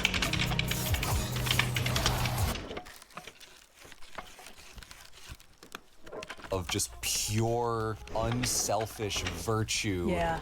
For the betterment of everybody else. And that's what that looks like. Yeah, because it is so rare that we see that in the world. And we see a lot of small ways that virtue can have positive impacts. And we see, you know, the little acts of kindness that people do. But as just a demonstration of pure goodness with someone who has the power to do everything good that they want and goes and does it, that is refreshing and cathartic. And I find quite relaxing, not necessarily relaxing, but it's comforting to read stories like that. So that's why I personally enjoy a lot of the Superman narratives that we are lucky enough to have. And Yeah. I think there is a similar benefit to reading a good Superman satire, but less so than just reading good Superman. I think good Superman satire needs to serve a purpose. Sorry. When I say that, I don't mean it shouldn't exist if it doesn't have a purpose. Again, I'm not making any statements on what art should and shouldn't exist. Every piece of art has an audience that would benefit from seeing it. I'm not here to police that. I'm just here to complain.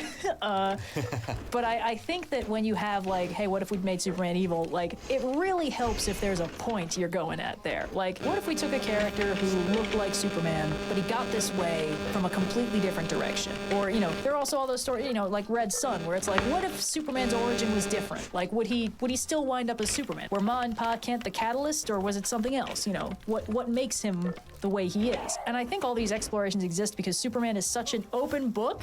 He really is what he appears to be on the surface. He is not complicated. If he has hidden depths, they don't go down very far. He's not dumb, and he's not shallow, but he is simple. I've said this before. One of my favorite ways to describe paragons is from the Discworld. A character who is very similar is described as simple in the way a sword is simple. Very, very good at doing what it does. Not very complicated, but extremely effective. My main thing is I just don't understand why people who don't like Superman keep getting forced to make movies and stuff about it. It's like, you don't have to, guys. It's okay. You can leave this to somebody who Surely actually there are likes other this. characters that this would work for. Yeah, that's the thing. Like, making, hey, this character's just like Superman but evil. Like, I can get in a twist about that, but there's only so mad I can get. But when they take my boy and then they mess him up, I'm like, guys.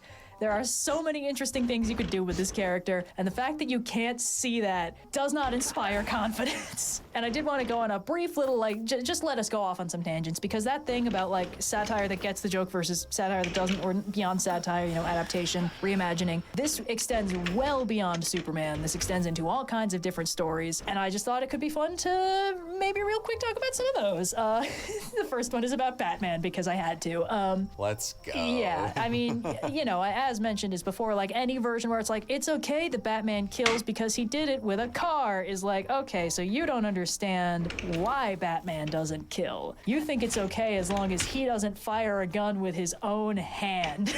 That kind of betrays just a fundamental lack of understanding of what makes Batman such an interesting paragon of moral integrity. And my favorite go-to punching bag for that is the Nolan Batman movies, which I watched for the first time recently enough to not at all be impressed with them by nostalgia.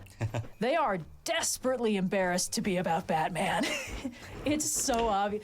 They want to be about a cool, suave bazillionaire who has a suit of cool bulletproof armor and punches the disenfranchised with it. I actually think the second movie with the line of, like, what makes you better than us, and Batman says, I'm not wearing hockey pads. Yeah. It's played as a joke, but I think it is telling that the movie thinks the difference between some guys who dress up in hockey pads and Batman is that Batman can pay for better kit. Yeah. It's the old, what's your superpower? I'm rich. No, it's not. It's his iron will, damn it. Everybody knows that. Whatever. Yeah, the Nolan Batman movies treat this whole Batman thing as like a dress-up game played by Bruce Wayne so that the cops can't come after him for his crimes, which is also what they did in Amazing Spider-Man, by the way. There's a Cosmonaut Variety Hour about that, where he just talks about, like, he makes the Spider-Man suit so that the cops don't arrest him for his crimes, and I was like, God, I forgot that part. Everything else about that movie was so bad too. Anyway, the Nolan Batman movies, they don't want to be about Batman. And by the time that Nolan actually read any comics, which is when he made the third one, he tried including a few more Batman-y things, like the dumb bomb threat and Bane and stuff like that, the Breaking the Bat arc, all that stuff. Yeah, that's the good That's stuff. the only Bane voice I'm gonna get. I'm a white boy. I had to. I'm sorry. Wait, hold on. I'm pausing the little video as I'm listening to. Is that a fucking forest of mushrooms? Oh. Oh my god, what am I looking at? What the fuck am I looking at? It's glorious. But what in the hell is this? What in the hell am I looking at?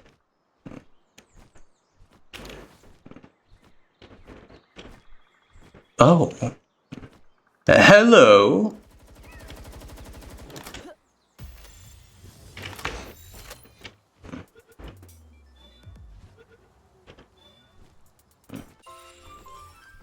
Okay, so that was just straight up burglary. That was just straight up a mugging.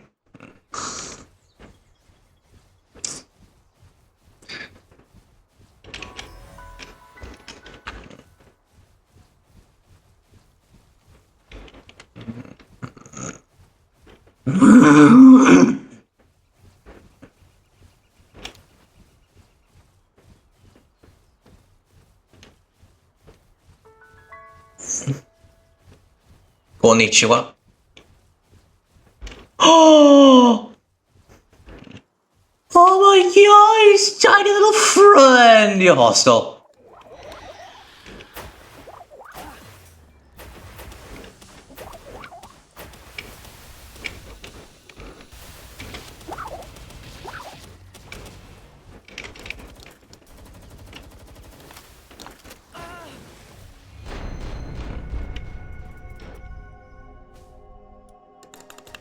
Avenge me!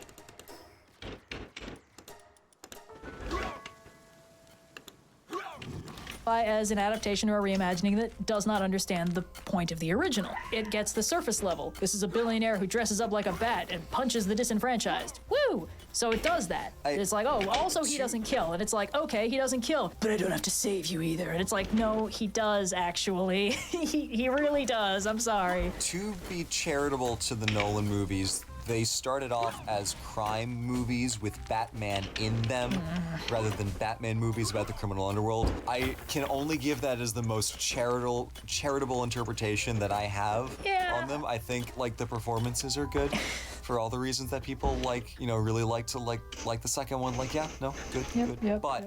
But Batman is not ever the focus of that movie. It's all about the villains in those ones. Batman is a side character in his own movie. And now that we've seen the Batman and can see what a good Batman movie looks like, it's like, wow, you could have done this well, but you didn't. Another example that's not a superhero, but Indigo kind of insisted I bring this up. The Tom Hooper movie musicals. For a more in-depth explanation of this, Sideways has a couple videos about this, about the music in Les Mis and the music in Cats specifically. Why the music in these musicals sucks so bad.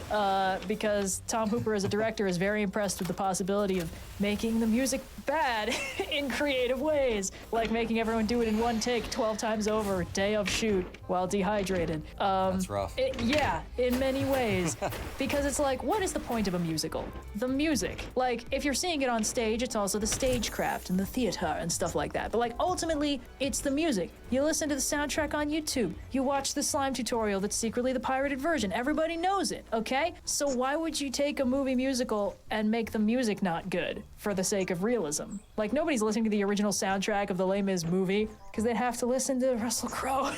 It would feel more authentic if these sad French people, like, clearly hadn't drank water in like 4 days. Yeah, you know what would really make this like 12-part harmony in One Day More better? Recording everybody in separate takes with no click track. Anyway, so I never used to have strong opinions about click tracks. This is Sideways' fault. I highly recommend the channel. Big ups to Sideways for hot click track takes. Well, no, it's not even a hot take. That's just the truth. Yeah. How is that hey, we're going to do a musical, but we're not going to give them the rhythm they need to sing to, because it's more authentic. In the real world, sound off on your click track opinions in the comments.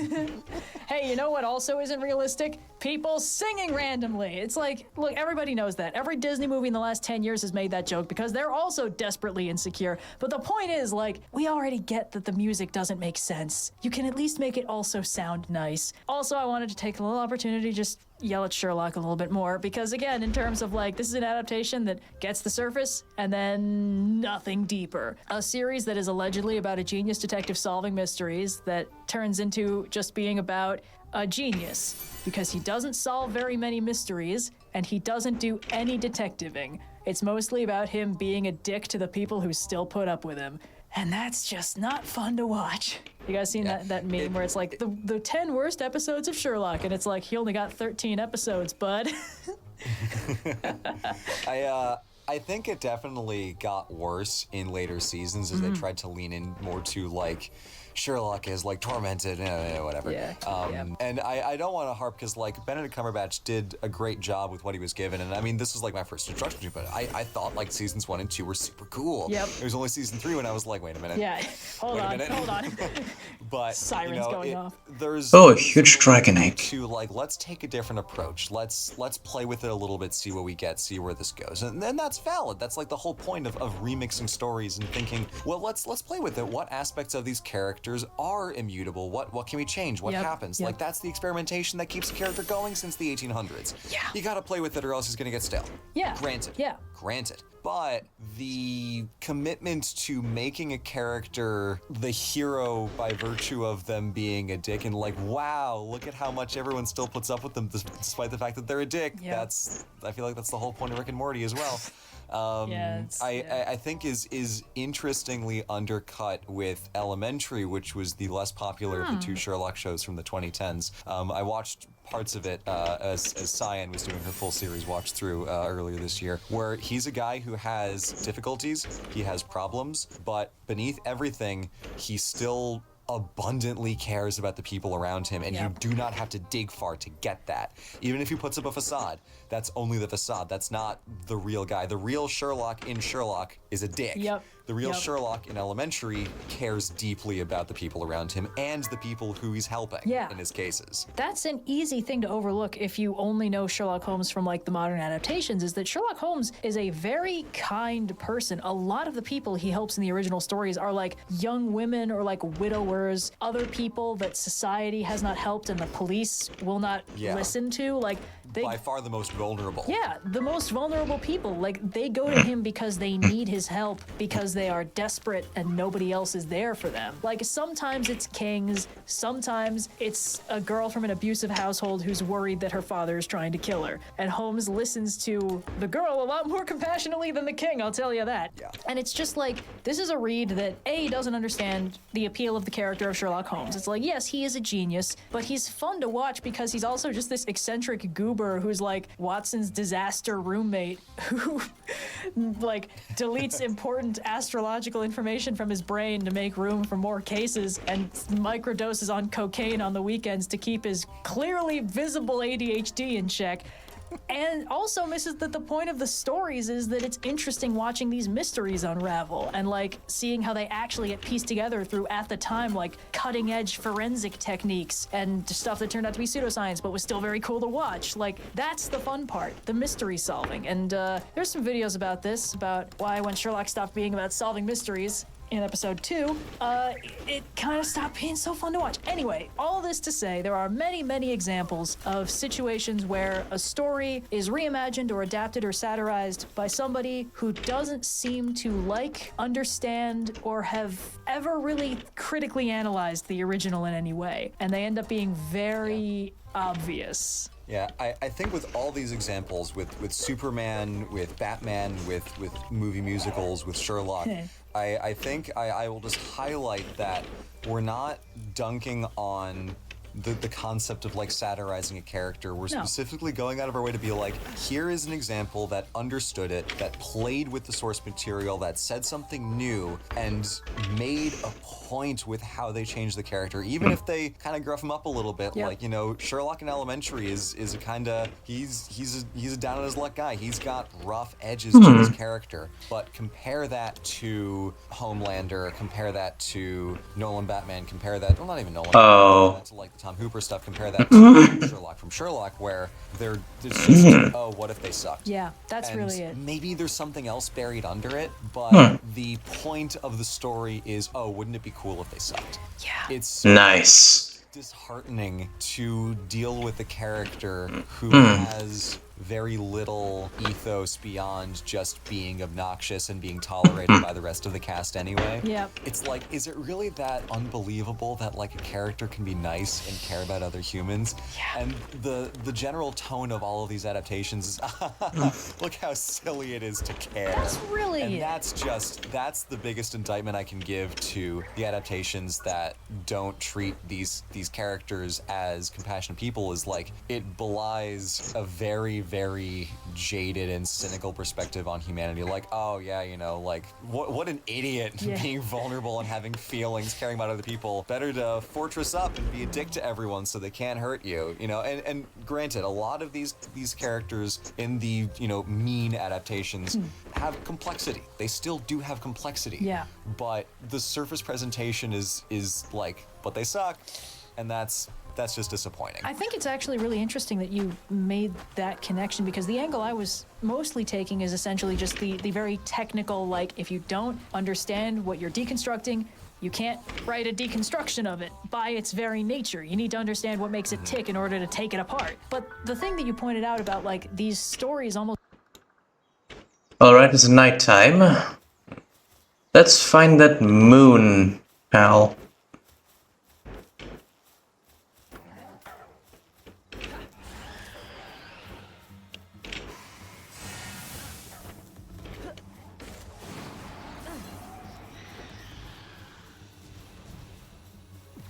Fire!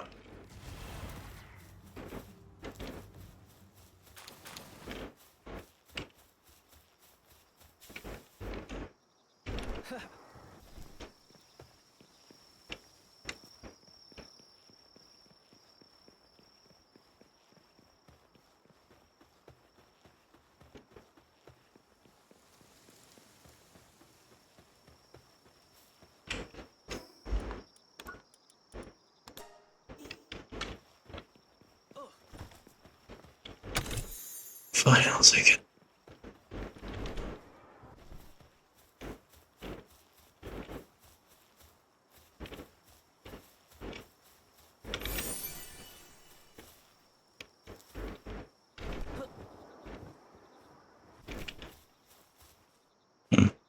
No, not you.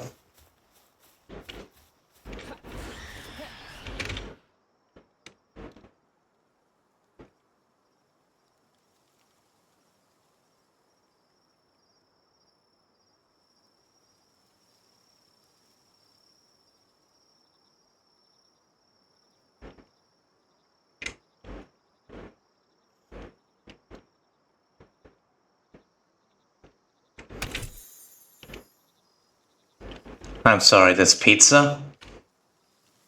In Japan, which is theoretically isolated from the rest of the world? Well, this Palworld's equivalent to Japan. How is pizza here?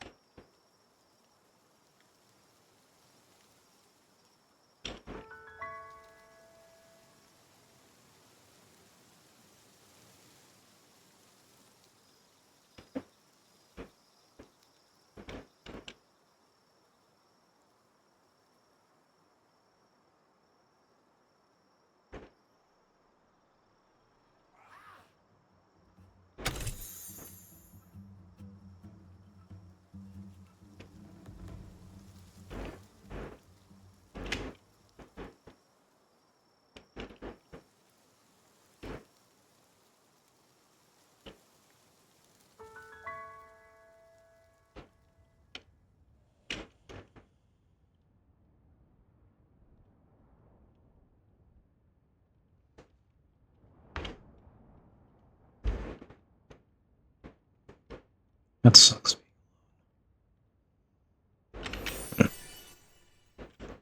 This feels like one of my first streams. No one was there. I don't like this feeling. It's suffocating.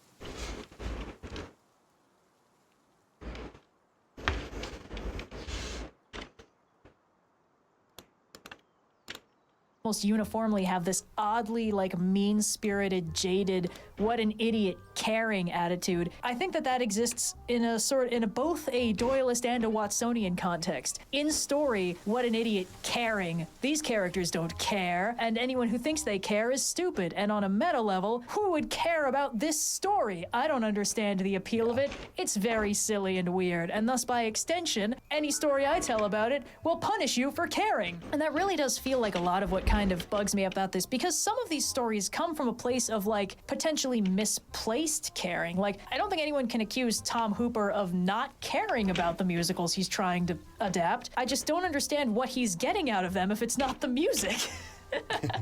And the question of essentially, if you don't care about the story, why would you take it apart and try and put it back together, or satirize it, or adapt it, or tell a story with it? Like, if you don't care, why are you doing it? And in contrast, you can really tell Yes. when a story is being told by somebody who cares. The caring just The moon on this island remains unchanged. Now, they commit no, to is it the true nature of the moon? characters and the creators care about what Is it the true nature of the moon to change shape? I do not know. Many years ago, a lost soul who washed up on shore found it strange the moon never waned. As time stopped. The person once said the words crescent moon. Those words still stir my heart deeply. More intriguing explorations. When the lost moon appears in this world again, it will appear like a blade.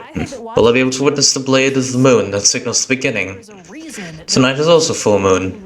Tonight's sake tastes awful too. That Alan Moore did not intend. There's something in the way it's written that makes it seem like it's punishing you for caring. Watchmen's intended as a tragedy, right? Yes, very much so. Yeah, okay, yeah. And maybe I'm just repeating myself at this point, but there is something in reading a story about a character who just in their bones cares about everybody else that is reassuring on a deep level, where it's like, yeah, you know, maybe there's some nonsense going on, but I can see this person caring, and imagine them, you know, if they were a real person caring about, you know, someone I know, or caring about someone like me, or, you know, caring about someone that, you know, society isn't able to care for and take care of. That it's just reassuring, because humans root for each other intrinsically all the time. It's in like our blood, it's in our thoughts, it's in everything we do, is we want to root for each other. Yeah. That seeing a piece of media or a story that negates that and rejects that feels inhuman. It also, which is why I hate it so yeah, much. I couldn't tell. But yeah, I mean, also, you know, humans also learn by example. When we see somebody caring that deeply, it gives us permission to do the same. And speaking from experience, as somebody who has spent most of my life caring very, very deeply and strongly about a lot of things I can't change and can't control, to a degree that I frequently got made fun of for, you often get hurt for caring, and that makes it tempting to stop or to redirect it into self-pitying or harmful directions. And being shown examples of people who did care that fiercely, that strongly, that openly, and kept going even if it hurt, can sort of give you a degree of just the resilience to hold on to this fundamentally very important and good part of you, rather than letting it shrivel up or hide in progressively smaller corners of you to avoid getting hurt by it. Yeah, compassion creates an internal fortitude that is very difficult to shake, even though the surface reading is that, oh, you know, if you like something, it's just fodder for someone else to make fun of you. Yeah. I mean, we all had the thing we liked as a kid that we got made fun of. It's like, oh, you know, caring just gets you hurt. No, these heroes show that caring is a source of strength. It is usually the source of their strength. Yeah.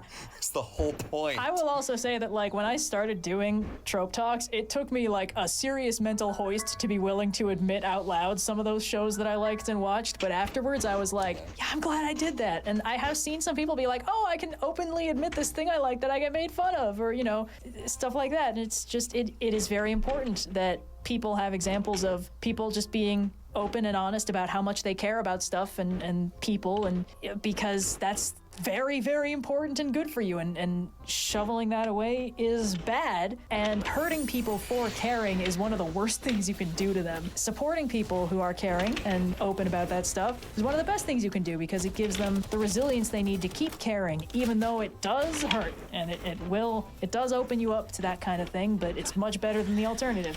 This is just paraphrasing a speech Katara gave at some point. I can't believe an episode about Superman got kind of soapboxy.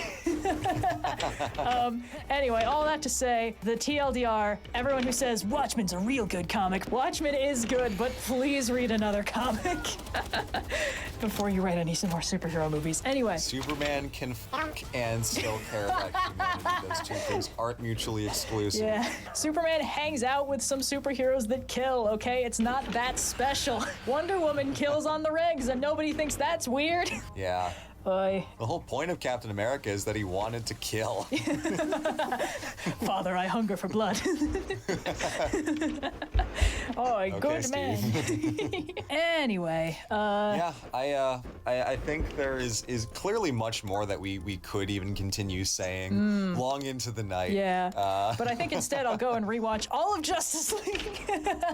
I think that would be our recommended reading, not a homework assignment, but go watch Justice League Yeah. to see The hell was that? Superman as a moral paragon, as a leader who does not have the capacity to do harm to another person. Even like he can't even kill the enemies. Like it's not in him. It's not in him to do that. Yeah. To see how that person makes everybody around him better. What I actually do recommend... watch Justice League. I do recommend watching Justice League. I actually recommend taking a slightly more critical attitude, not bad attitude, but like there are some episodes where he's really on point, and there are some episodes where his role in the team almost sort of supersedes his internal incorruptible paragonness, not because he does anything bad, but because the role that they sort of give him in the team is Superman flies off the handle sometimes, especially when his own bad guys are in play. When it's Lex Luthor or Darkseid or Brainiac, Superman tends to go a little bit rogue and leave Batman and the others chasing after him to clean everything up. And this is an interesting part of his character that I don't necessarily approve of. But if you're looking at it episode by episode and seeing, okay, which of these episodes does he feel most like Superman? What does he do that makes him feel really Superman-y? And where does it feel not quite right? I think this is just a very fun way to sort of unpack the parts of his characters that get overlooked and the parts of him that work for you. For instance, there's an episode of Justice League that I categorically refuse to rewatch. It's called Clash. In it, Superman is manipulated by Lex Luthor into fighting Captain Marvel because basically Lex Luthor builds a housing development and puts a thing under it that looks a lot like a bomb on X-ray vision, and essentially just does it to mess up Superman's public image. And I find it immensely frustrating because Superman probably shouldn't be that stupid. But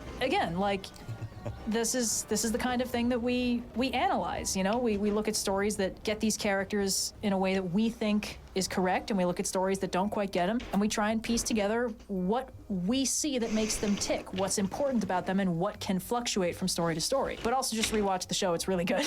It's good. So, Bye! Woo!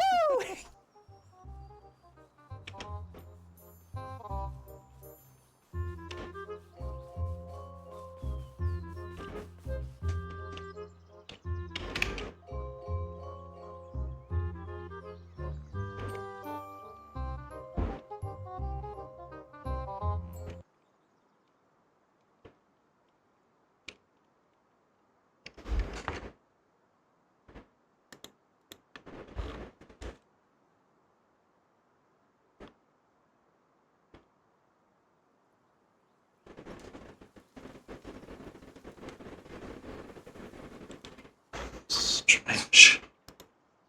It feels painful that no one is here.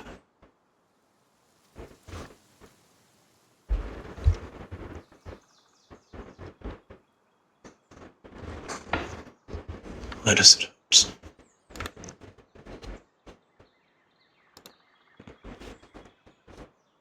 This feels weird.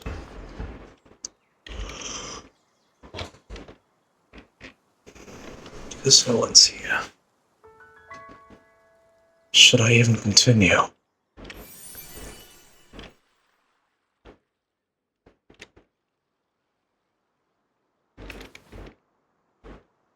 Is there a point to me continuing if no one is here?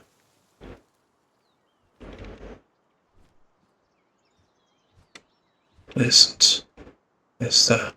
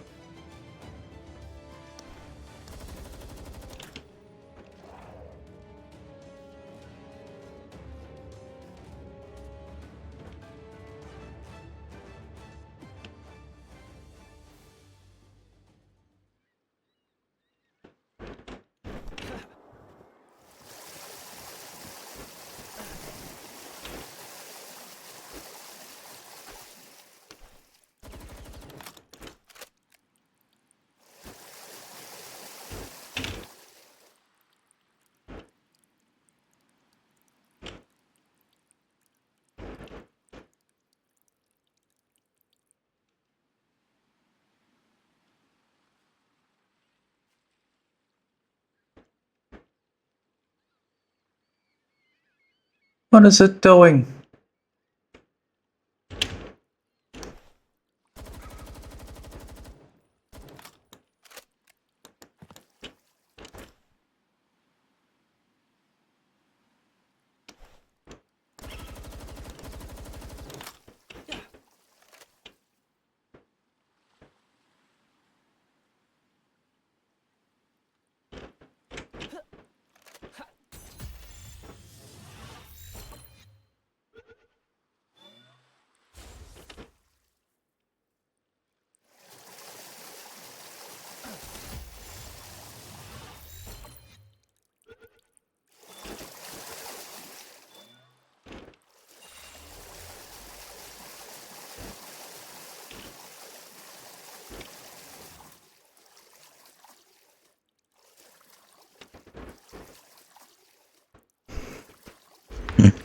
Ah, hello, Emma.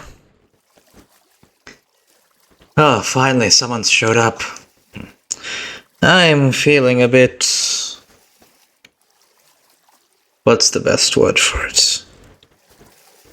I'm not going to beat around the bush. I wish there were more people here. Thankfully you're here now.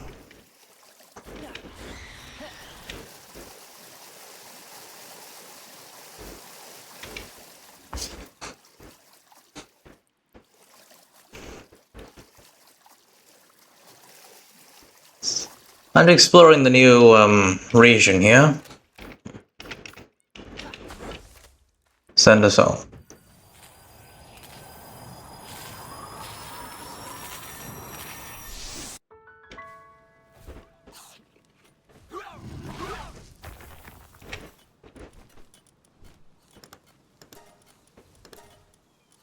Mimog. When you're a treasure chest, you can open the chest without a key. The type of treasure chest that can be opened depends on the skill level.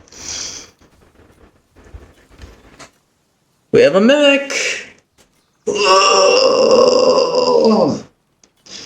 That was a pain in the ass to get.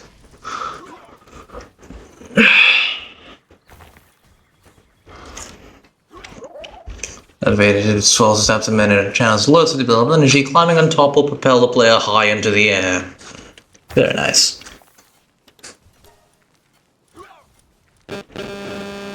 Written.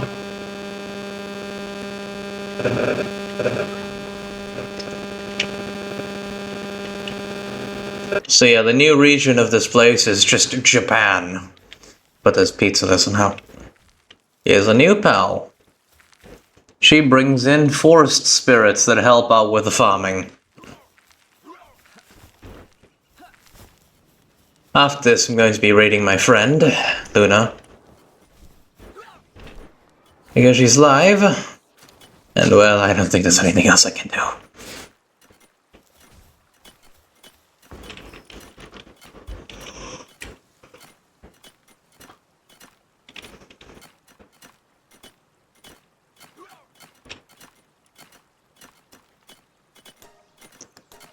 This sword apparently appears to be legendary on the island. Going to see what that's about.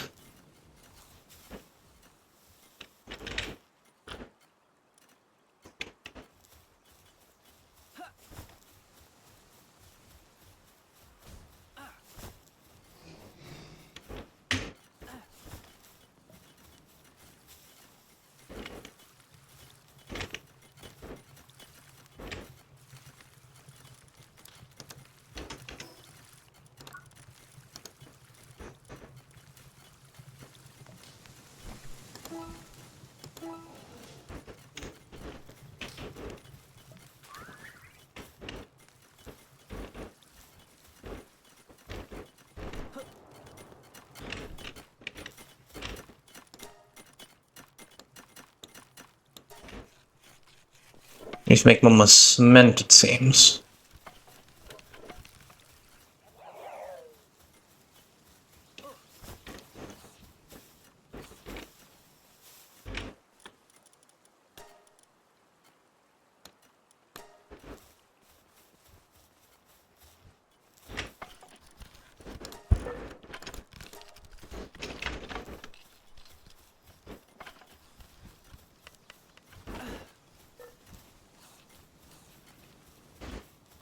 How are you, Emma?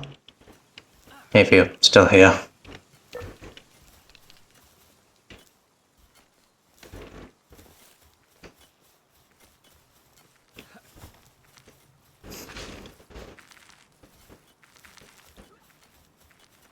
Uh,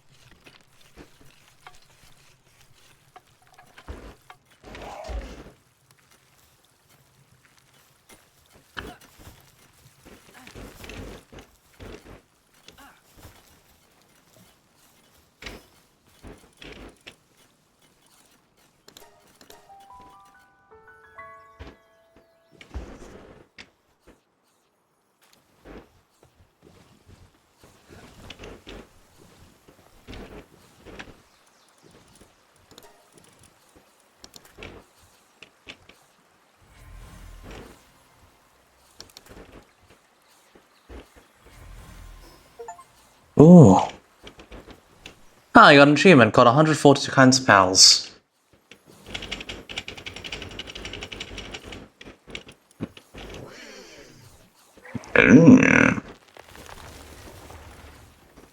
Music spelled bones. Very nice. Yeah, we'll need you.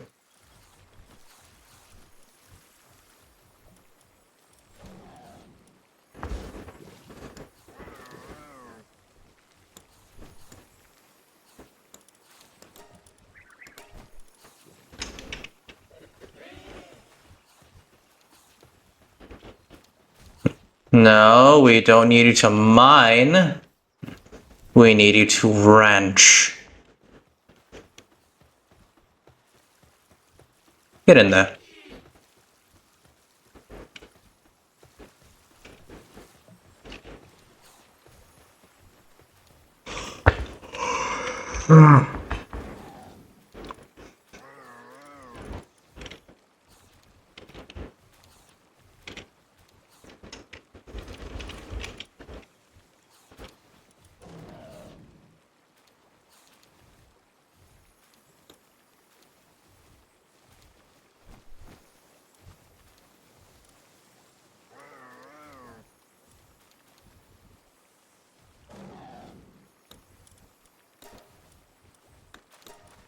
Sorry, Ace.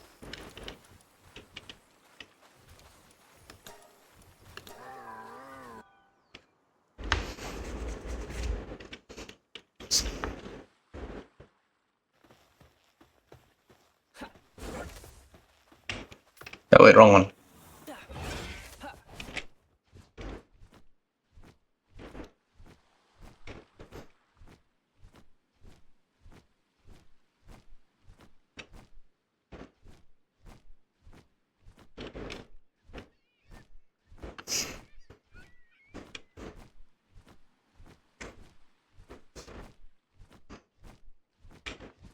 Guess I'll watch that video essay again.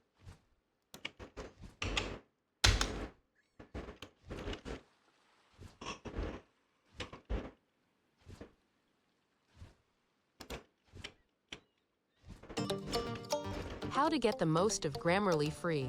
It's Kayla on behalf of Grammarly. Planning to take an English proficiency test to study abroad? Join millions of students across the...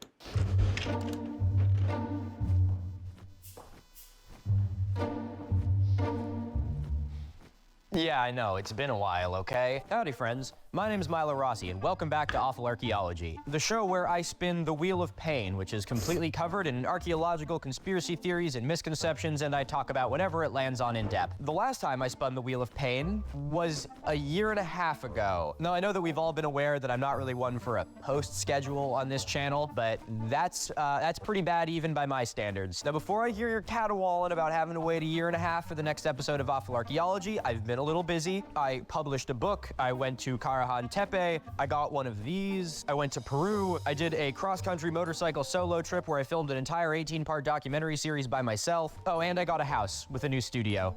It doesn't really look new, and that's because it isn't. It's like 100 and something years old, and it's literally falling apart. If you want to see more about that, you can check out my 1,000,000 subscriber video. I give a little bit of a tour. But all that being said, I'm now finally in the place, both physically and mentally, to pour my time back into doing what I love, which is rotting your brain with archaeological conspiracy theories. So, I think we're gonna get this thing started.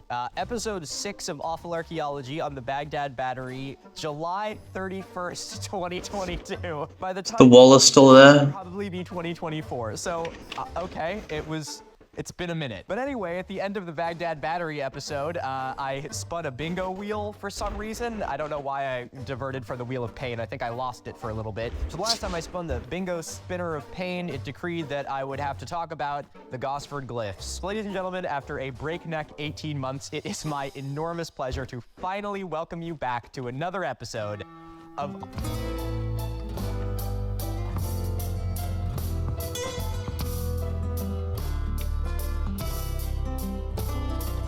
Australia, home of Tim Tams, frozen Coke, and the smooth brain eucalyptus chlamydia bear. Did you know that 85% of koalas have chlamydia? Of course not. They won't teach you that in schools because of woke. That has nothing to do with this story. What does have to do with this story is Egyptians. You may be wondering what Egyptians have to do with a story that takes place in Australia. That's a fucking phenomenal question. So ladies and gentlemen, put on your Australian bush hat, because today we're going to the land down under to explore a set of Egyptian-style hieroglyphics carved into a canyon wall. Carvings that some say tell the story of a fleet of Egyptian ships that sailed to Australia nearly 5,000 years ago. So today we're going to be analyzing this claim for ourselves. We're going to explore these mysterious glyphs, figure out what they mean, try and piece together why they're there, and even watch a little bit of everyone's favorite television show, Ancient Aliens. But first, Somewhere close to the temple.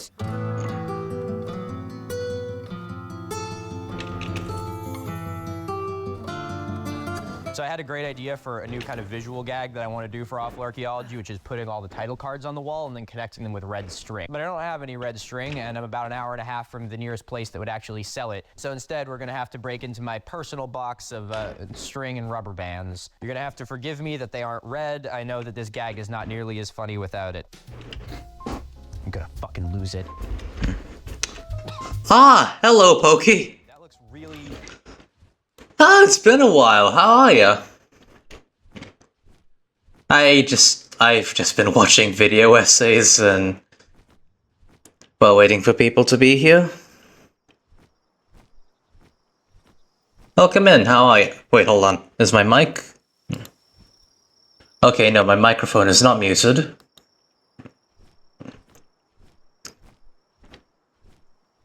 Ah, it's so good to have someone in here.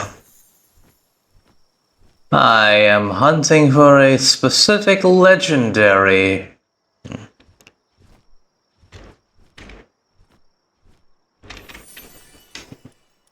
Does it glow in the dark? It does not glow in the dark. Great, how am I supposed to find it?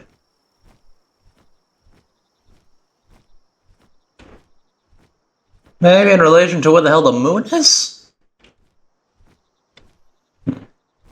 It's the dog mug. Right, modding a couple chats and relaxation, peeping at other streams. Ah, nice.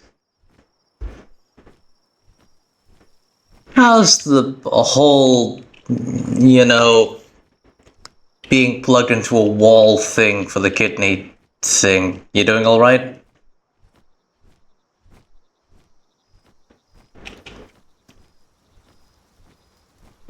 Oh no. No. Yeah, I'm not touching those. Where is that thing?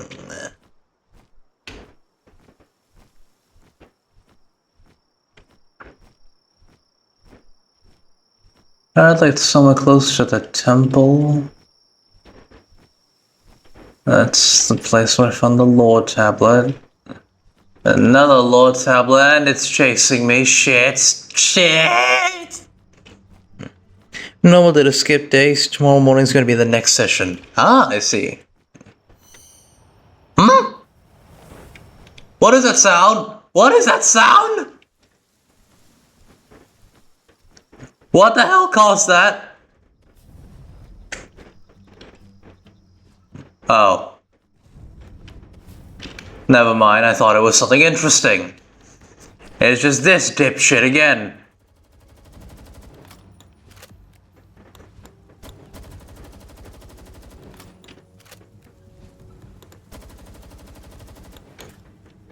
Wait, hold on. Is there a rule against shooting in a shrine? Like in a Catholic church for Shinto shrines?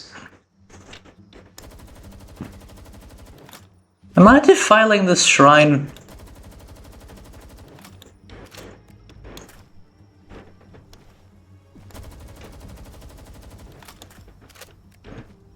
Okay. Do the Kimewaza. Destroy him. Destroyer. Thank you. A soul. Exploring Sarashi. No, maybe. Wait, what's the context for that one again?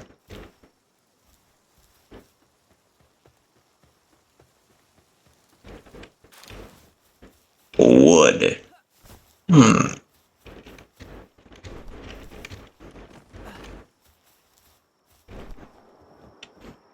Maybe I should find those lore tablets again, which are literal tablets, like iPads. The sun's rising, so it'll be harder to find.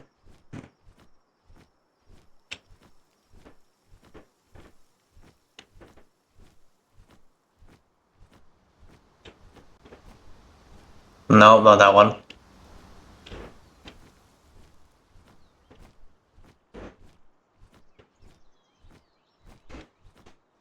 What a beautiful little cherry forest. And of course the boss tower, which I will not be going inside of, but I will sit on top of it. Because of course I will.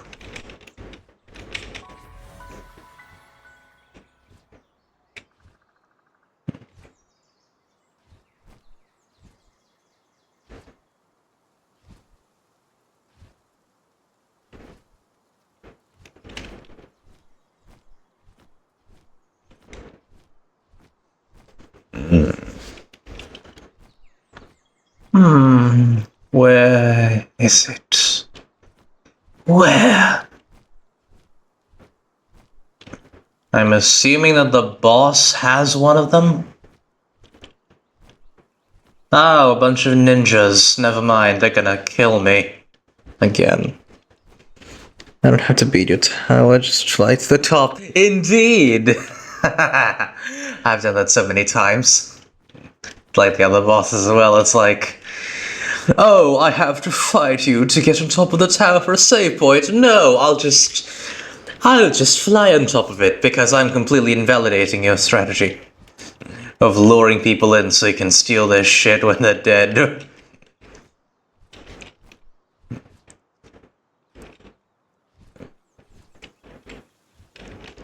Sigil. And egg. But inventory's full? No, it's not. Ah yes, the soul of the innocent. It's mine now.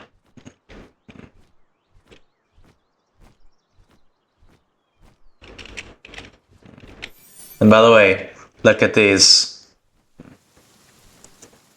Shroomers. Greetings, Maeve. Or is it Meave? You playing Palworld? Finally got one viewer in, and you're the second. Huge verdant egg. Ooh, whatever laid it must have been a pretty big girl, then. Korojiro, named after Sasaki Kojiro, the guy who was killed by Musashi when he used nothing but a boat oar to kill him. Yeah. Oh no, they heard me insulting their origin. Run!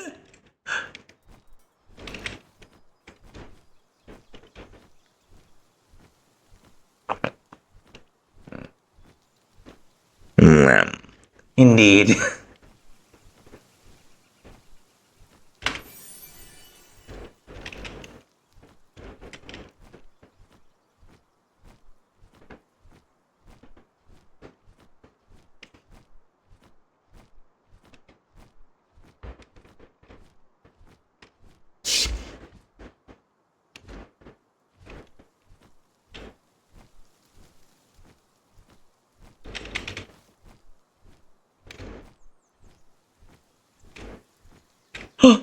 A house full of stuff.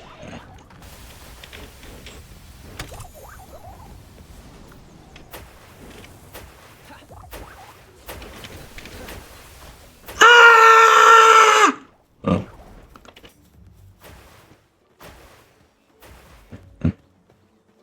Activate steroid mode. Destroy them.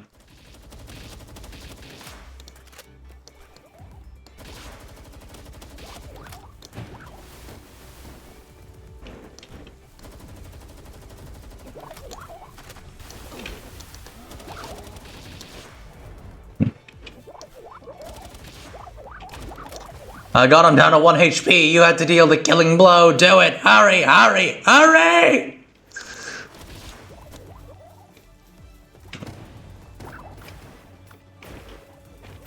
Okay, you do it.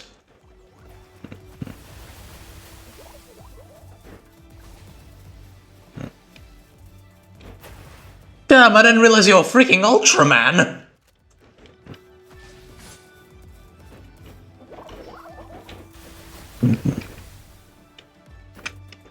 Raven, do something.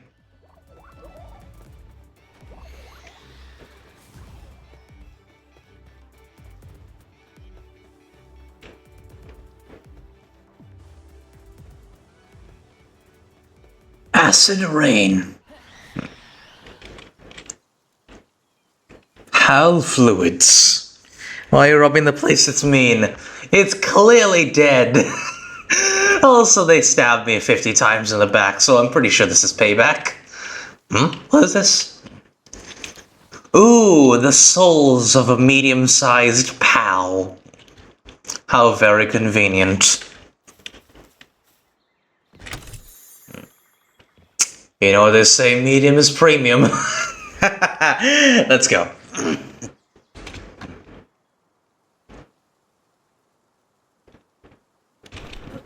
Ooh, another one. And more souls. What's in this? This shit's empty.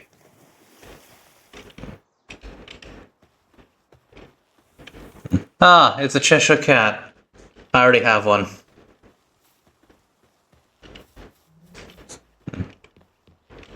Nope, nope, nope, nope, no, no, no, no, no, no, no, no, no, no, no, no, no, no, nope. No, I will take that though. Nope.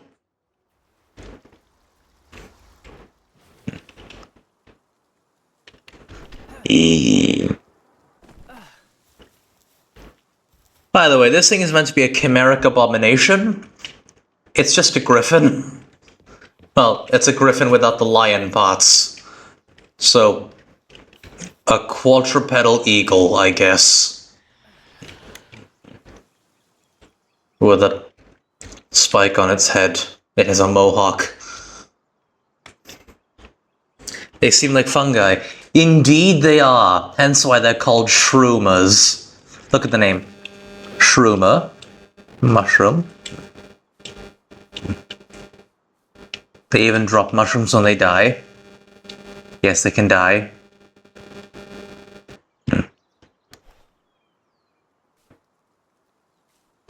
I have one. Actually, I think I have that Pokédex entry. I'm calling it a Pokédex because it's clearly what it's meant to be. Inhaling large amounts of its spores will put you in a trance. Pretty sure that's what pretty sure that would be desirable for some people. Sometimes if a shroomer appears motionless, it's not because it's mimicking a mushroom, but rather because it's high off its own spores. No sugarcoating. Sounds like they drop a whole lot of shiitake. Indeed. I mean, there's no beating around the bush with this thing. It just straight up gets high off its own shit. It says it right here. I don't even have to make this up. It's in the source material.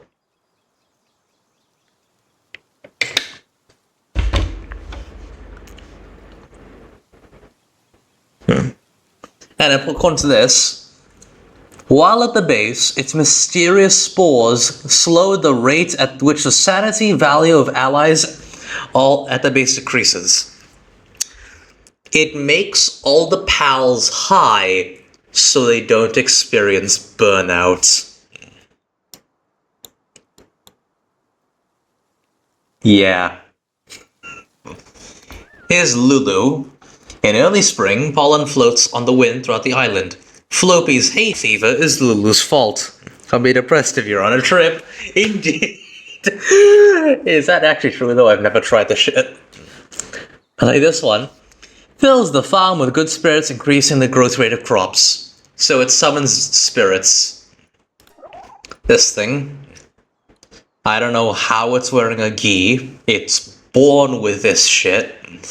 Those who disgrace the honor of the herd are forced to take their own life. By piercing their inflated vocal sac with a tree branch, they are blown away into the atmosphere and return to the afterlife. So they deflate themselves and fly up into the sky. And there's this adorable armadillo. A decade ago, Kick-It Soccer was popular. However, it fell out of favor due to the fierce opposition from the Free Pal Alliance. Peter. Apparently magic mushrooms are being considered for mental aid since it helps offset depression in some. I mean, marijuana got turned into a medical aid as well for like that, and also people with cystic, no, not cystic fibrosis, not that one. The, fibrous tissue in their muscles causing them to have fibromyalgia, yeah. If fibromyalgia is being treated with marijuana, magic mushrooms can treat depression eventually, I suppose. It quickly the Kick-It Soccer fell out of favor due to fierce opposition from PETA. Free Pal Alliance is basically PETA, but some of them are hypocrites.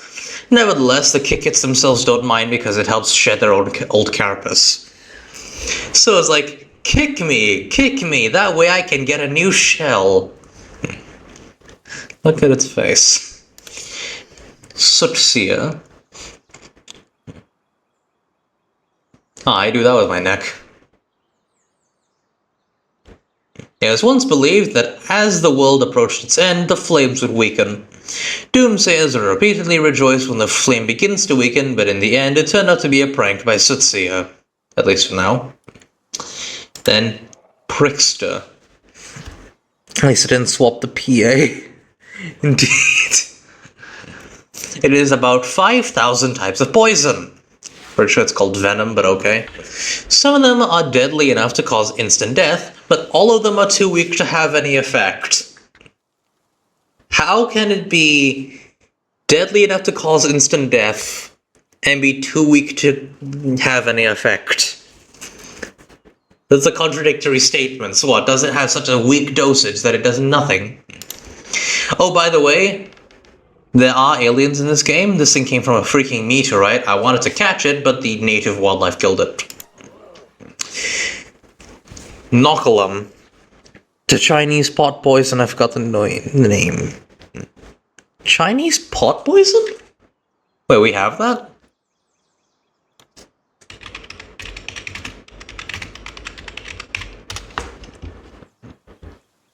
Gu. It's just called Gu. Or Jin Kan. A venom-based poison associated with cultures of South China, namely Nanyue. The tradition preparing of the Gu poison involves sealing several venom. Oh, this one! Oh, like this thing. I remember this from like a horror manga I read once. I didn't finish it. It's the one where they stuff in a bunch of venomous creatures inside a jar and have them all kill each other. Where they devoured one another and allegedly concentrated the toxins into a single survivor whose body would be fed upon by lava until consumed. The last surviving lava held a complex poison. Oh, so this is kind of like that, but instead it's to make a poison instead of making a curse. It was used in black magic practices such as manipulating sexual partners. I don't see how the hell that happens. Creating malignant diseases. Now it seems more accurate. So the more fitting, I suppose. And causing death. I mean, it's venom, of course it would. According to Chinese folklore, a ghost spirit could transform into various animals, typically a worm, caterpillar, snake, frog, dog, or pig. So, basically, it's kind of like the whole Japanese ritual where they stuff a bunch of venomous insects into a contain insects and arthropods and centipedes. And they have all of them kill each other, and the one that survives is the most venomous, so they use that for the rituals, for black magic, but this one also. This one has the Chinese pot poison you mentioned, yeah. Same process, but instead of using the insect that survives as the thing used for the curse, they then feed the insect to a bunch of larvae who then eat it, and then have it one more time, and then they use the larvae that lives. Kind of seems a bit inefficient, but okay. Can be disassembled into 215 parts, and even if the parts are scattered, it will reassemble itself and start moving again. If parts from different individuals are mixed in, it will malfunction due to mistaken identity. Ah yes, the living armor from Dungeon Meshi. Let me guess, it's a bunch of abalone inside that all linked together, which we can eat. Eh? Oh, meteorites! Yes, yes, yes, yes, yes, yes, yes, yes, yes, yes, yes, yes. Okay, where is it?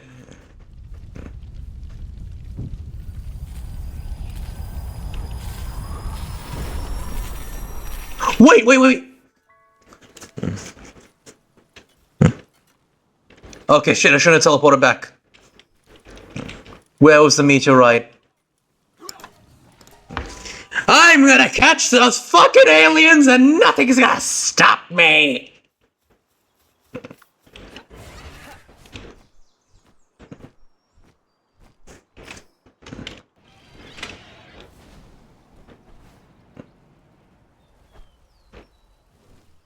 Move!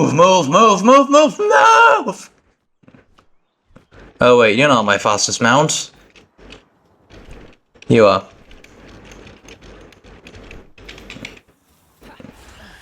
Come on, Raven, we gotta go and get the aliens.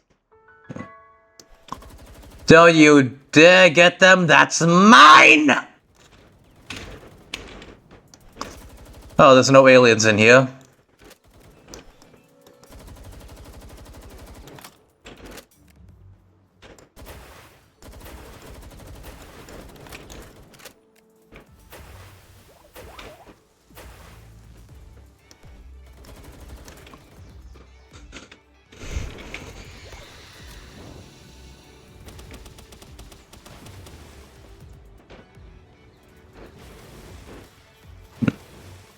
Go. Cause a crime.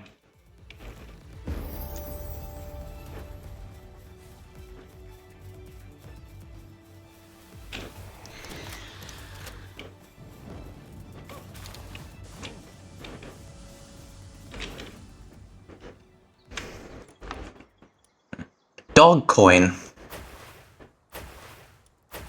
Eh? What?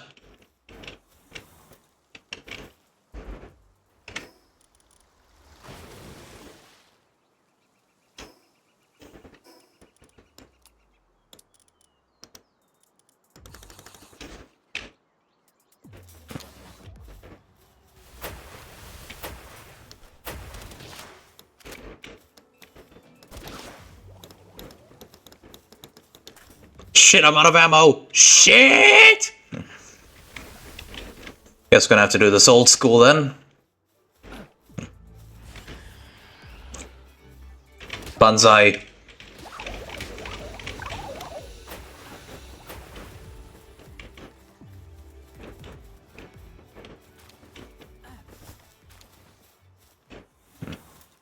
So there's no aliens. That's unfortunate. But hey, I'm still getting the meteorite. 3 minutes, a little bit more free. Nice. Why would sword be the best tool? What the fluff? Actually, it's not the best tool because what will be the best tool is a laser rifle, which we will eventually be able to get when we level up enough. Seriously, laser rifles are a thing. Increase the amount of weight we can carry. Let's see, what do we have now? Pylons, heat-resisted PAL armor. We don't need that. Ah, that's unfortunate. I wanted a meteorite with aliens. That way I could catch them. And then make more of them. You be capping out all your PAL catch bonuses? I don't know, maybe I should actually. I gotta get more ammo though. Okay, Dogen send me. I can't. Never mind, where's the nearest checkpoint?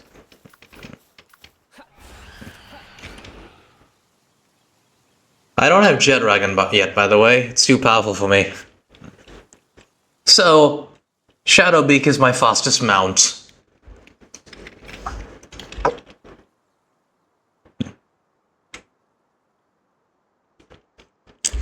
Probably should the stacks with previous catches. I see. Oh, wait, hold on. New checkpoint. I don't need you.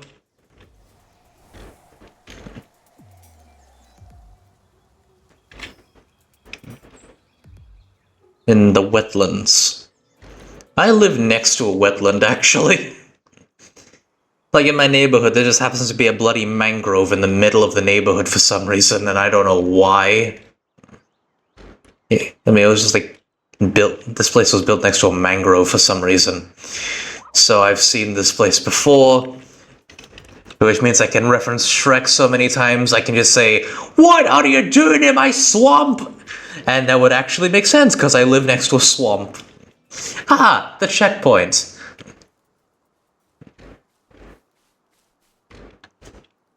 Can't outdo Presso with an energy drink and max traits. True, true. A cave. And an egg!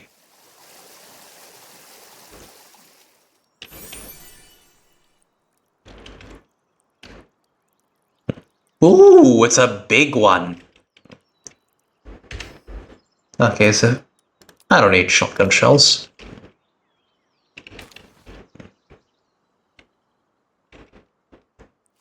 Also, unfortunately, there does not appear to be any new waifu pals here. They don't seem to have any more. They're out of stock.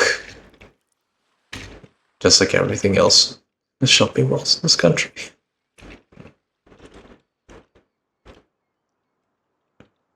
Ball. What else is there? Pal fluids. Oh yes, I remember this place. I already looted this place. Cloth. I don't need any more.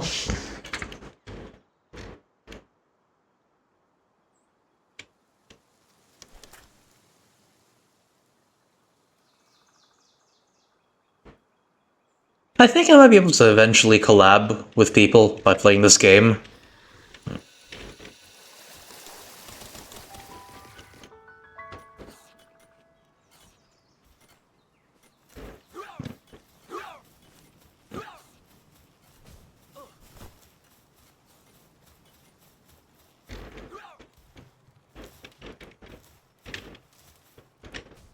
Alright. This goes to Kawaga. I put the rest of it in the chest. Wait, I put leather in a different chest.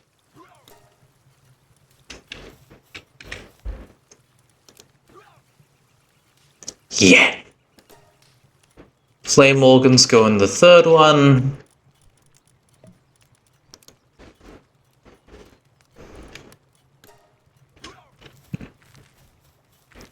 And of course we need more bullets. Hey, do I even have enough sulfur for bullets? More gunpowder. Oh, I need to go farming for more, of course.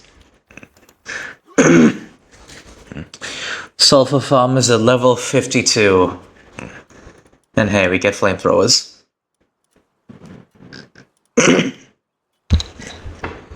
Let's get a grenade launcher. A Gatling gun, so we don't need Griswold to hold it anymore. Ooh, yes, I will have that.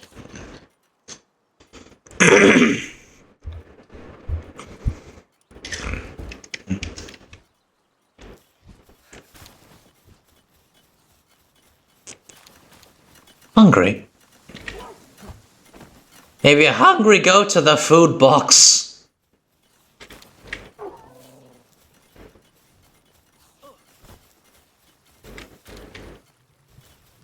Alright, I must hatch the new ones. Never enough ammo, indeed. Especially because it's a machine gun. Maybe the bubble barrel shotgun was a better idea. Sorry, double barrel. I watched too much Vanos when I was a teenager.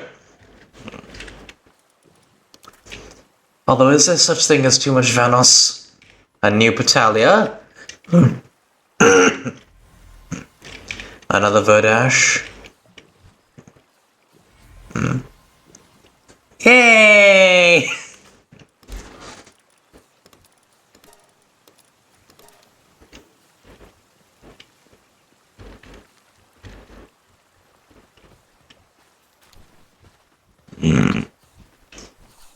Maybe I should explore that place a bit more.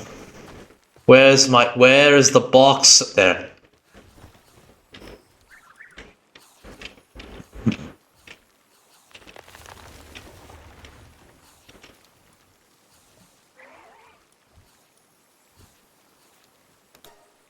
Maybe there's more here.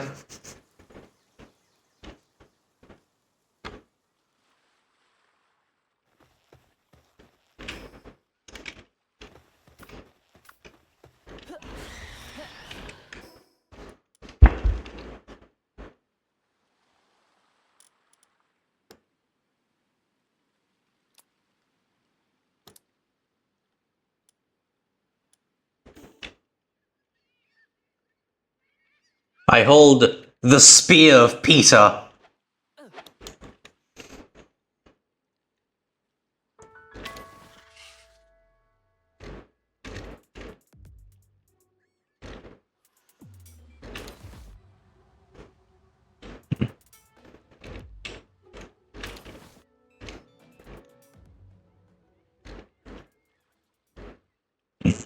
I have one of these, by the way. They're really fast. Wait, watch this. Boo. But you won't be able to outrun me! Anyway, let's explore the place. Hello?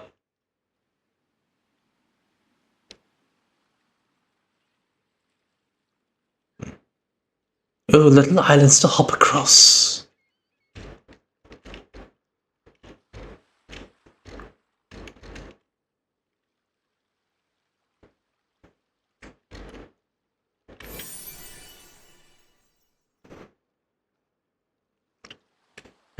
This isn't Jousting Match, this is Wendy's. This isn't a Wendy's. You better tell that to the two guys in the bathroom then. Anyway. We now have an alternate route to the island. Wait, is this actually connected to the... No, it's not. I wonder if I could build another base so I can actually go to build one on the island here, because there's crude oil on the island apparently.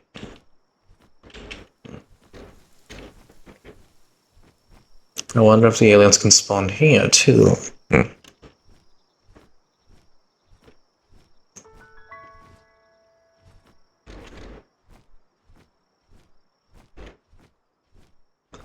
Criminal activity underway. Look at me, Pokey. I'm a criminal. Yeah. Oh.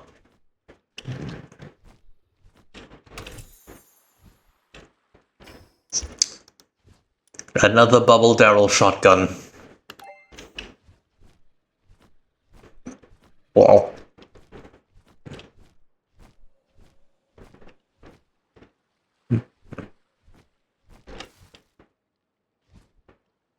I'm just gonna go past you guys. I'm just going to pick all the flowers, and none of you can stop me because you need to sleep. But I don't need a oh, Billinois fragment. But I don't need to sleep because it's 4 a.m. in the morning, and I don't have a weakness of having to sleep. Hey, hey, hey, hey, hey, hey, hey, hey, hey, hey. We had to get the shit and go.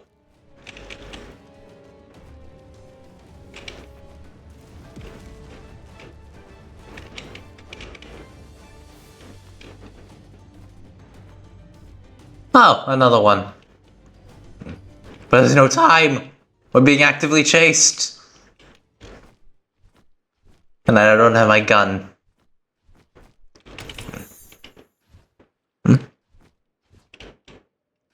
Double undershirt? I have an undershirt that switches for temperatures. That ain't gonna be safe to mine with.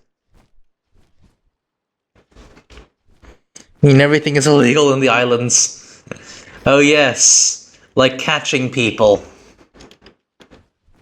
Which I have done on 3 occasions. I mean, imagine how terrifying it would be if the pals could, like, catch the pal sphere and then throw it back at you. And it succeeds. Like, imagine if that happened. Then it's like, shit, now you're there, pal. What do you mean? It's just like frowned at. It's just frowned at. I mean, technically it's criminal activity, considering the PDF of the police, but then again, they also have the police corruption problem like they would...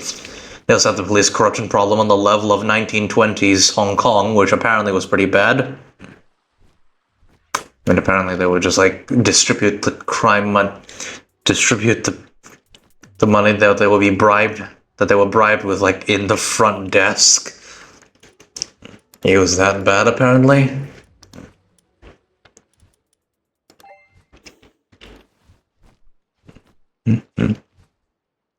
So the Wixens are dark types, and the Captress are now fire types. So now they have seen the opposite viewpoint, and they hate each other more. Don't ask me why that happened. I don't know. It's not supposed to work properly.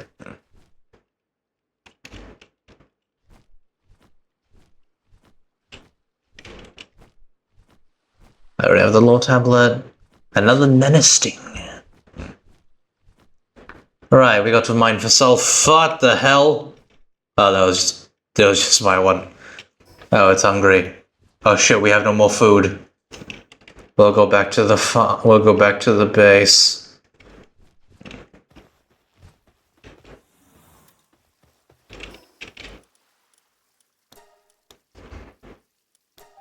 Food is always a concern here.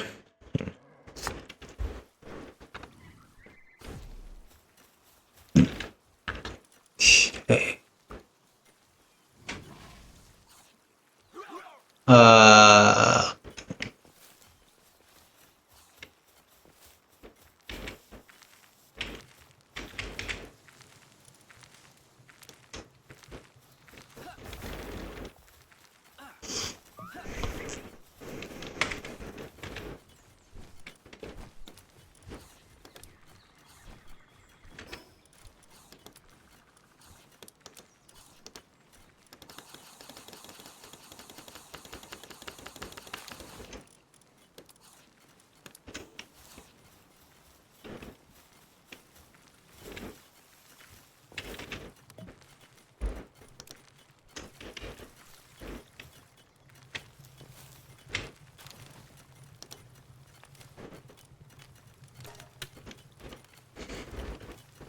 consume the tomato.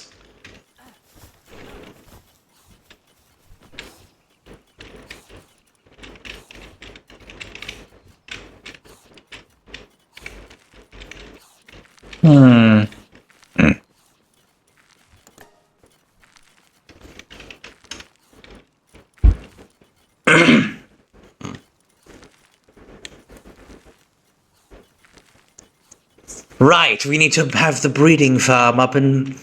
We need to get the breeding up and running. We need to breed the pals.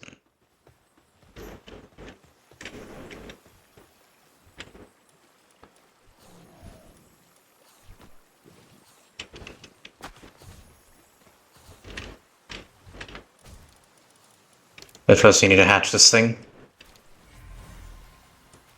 Musclehead Patalia. We have no more flour. Do we have wheat?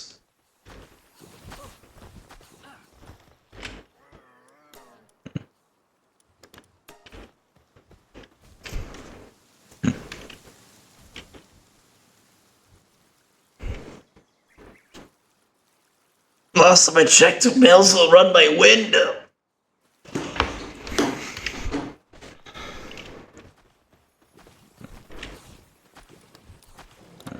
Don't put the flour in there.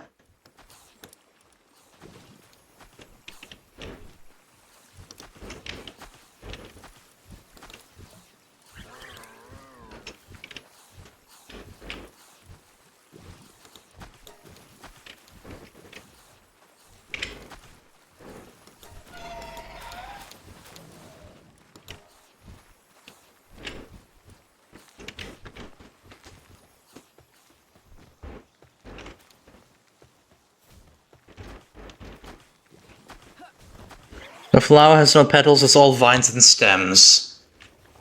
Which one?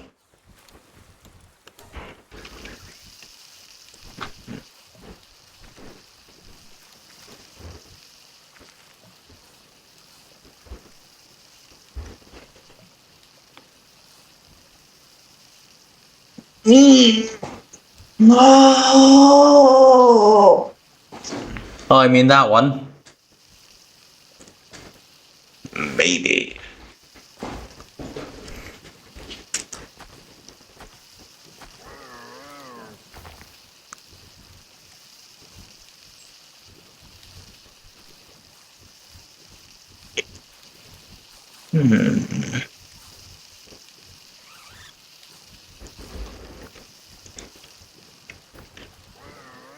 Wait, I have an idea. And now Luna's transporting stuff.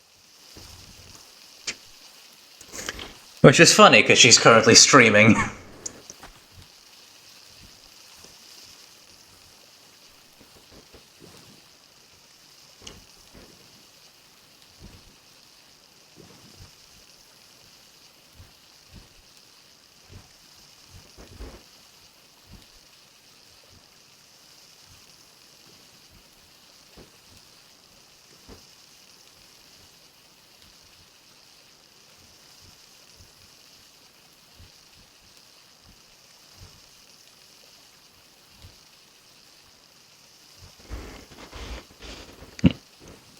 Very chill stream.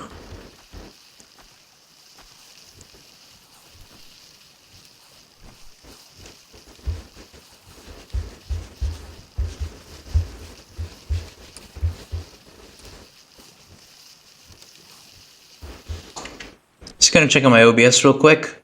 Okay, good, it's not crashing.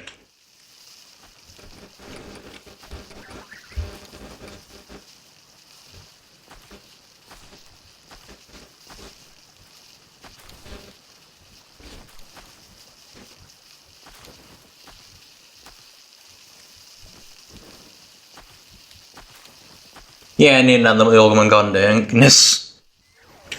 Why are you torturing your bitrate? Because it's been mean to me. I don't know, I just have to do this.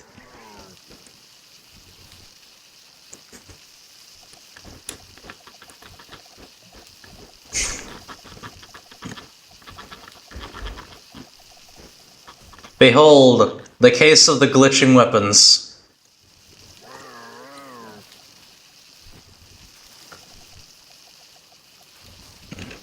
We're making a cake with bacon.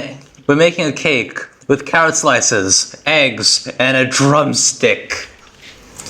This will be very sugoi.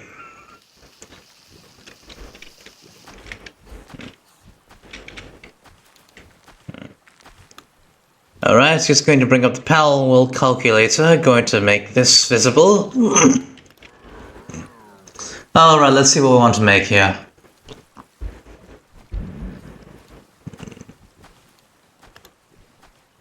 Oh.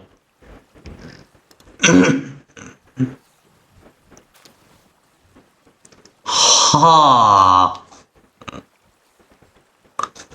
But don't these two hate each other? How would it even result in a kid? Wouldn't they just be at each other's throats throughout the entire session?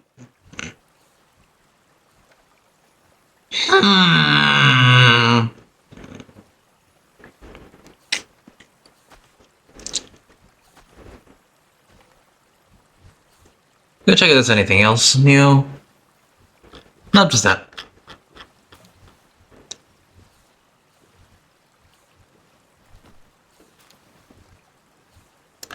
And this is the alien.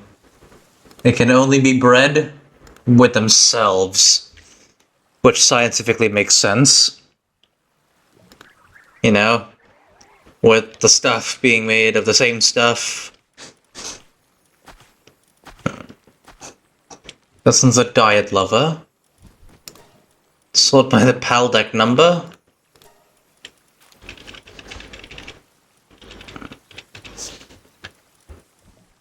That's a male, so we need a female. Messy head, no, not that. Well, damn, we don't have a good one. Well, let's kidnap some more. Let's kidnap some more from this place while also farming for sulfur.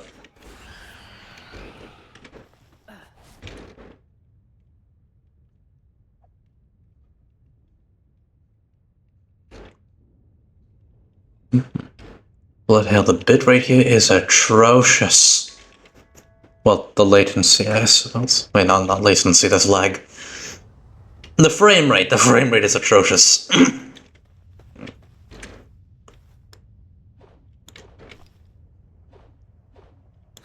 Yeah.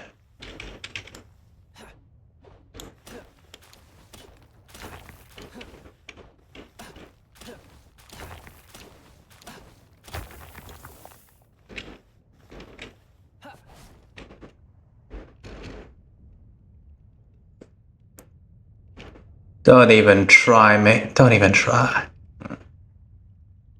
Male or female? We need a female. Male? Never mind.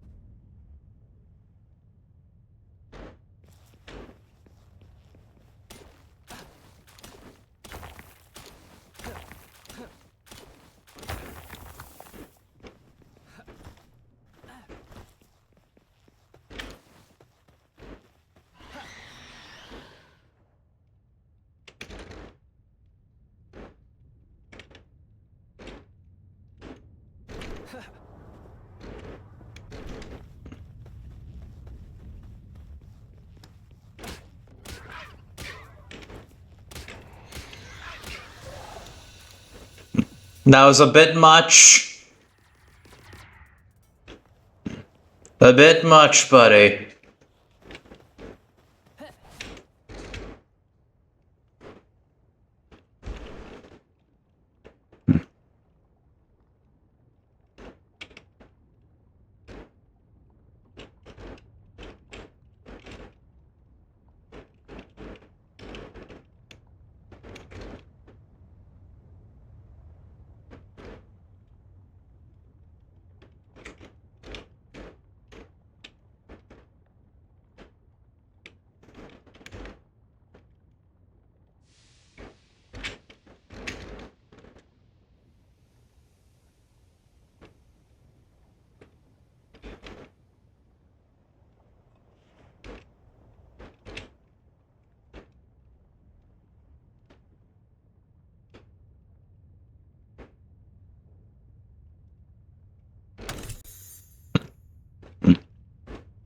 Bread.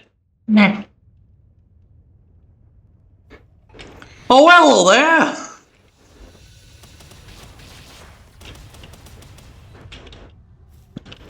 Commit a crime.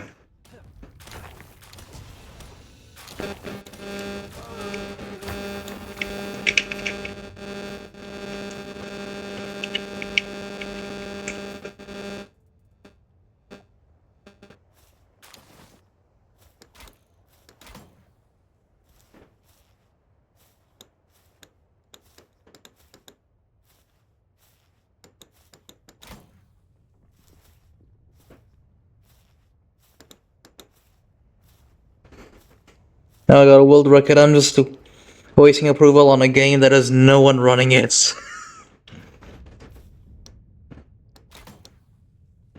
Understandable.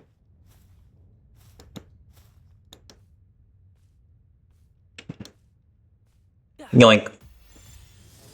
Why, hello, young lady.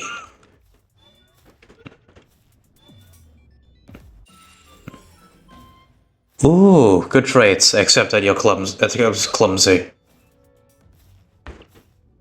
I think I scared off all the runners is why. Ah, that's unfortunate. But hey, you got a world record, that's cool.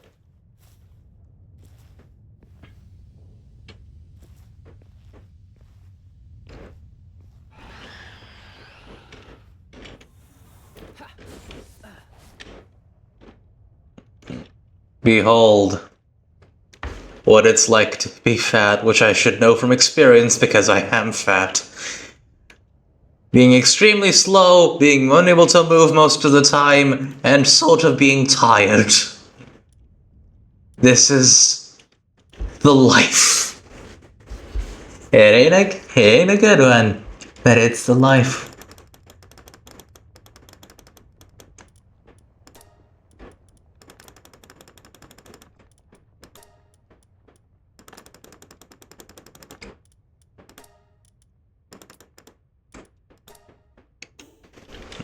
Whee! I'm finally free again. Let's let out. I have all three and all the ILs. Ooh. Very nice. A male one. Excuse me. Pardon me. Road rage. Don't mind me. I'm just road raging.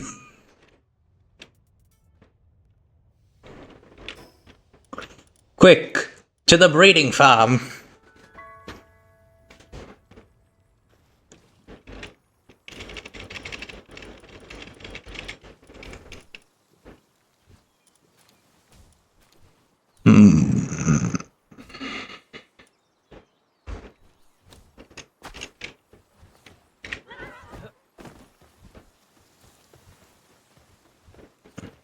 Into the breeding farm.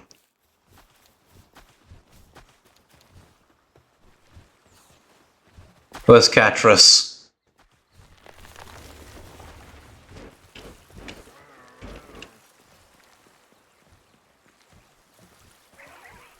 Ah, there you are. Hi, I'm going to need you to let this woman suck you dry.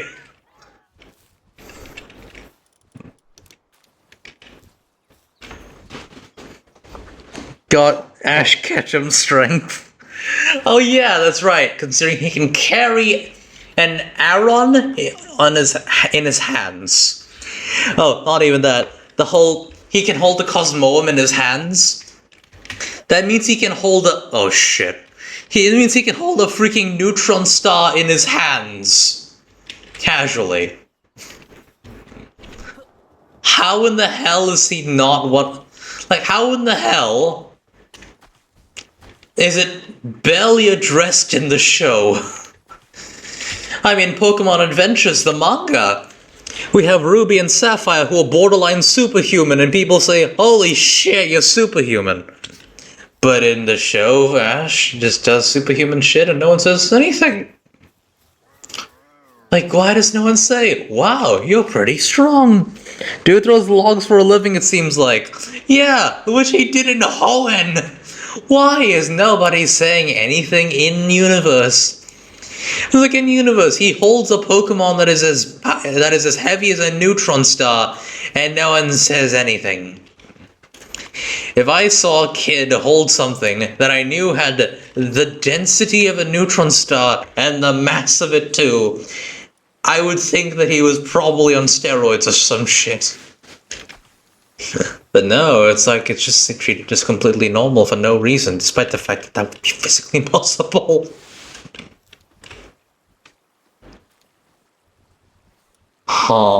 Wool. How the hell is wool that heavy?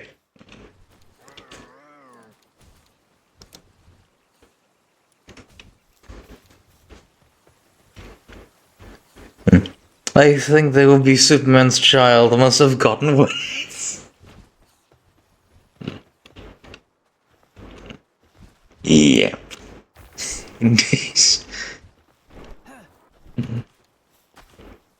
Let's see, what's your progress on it?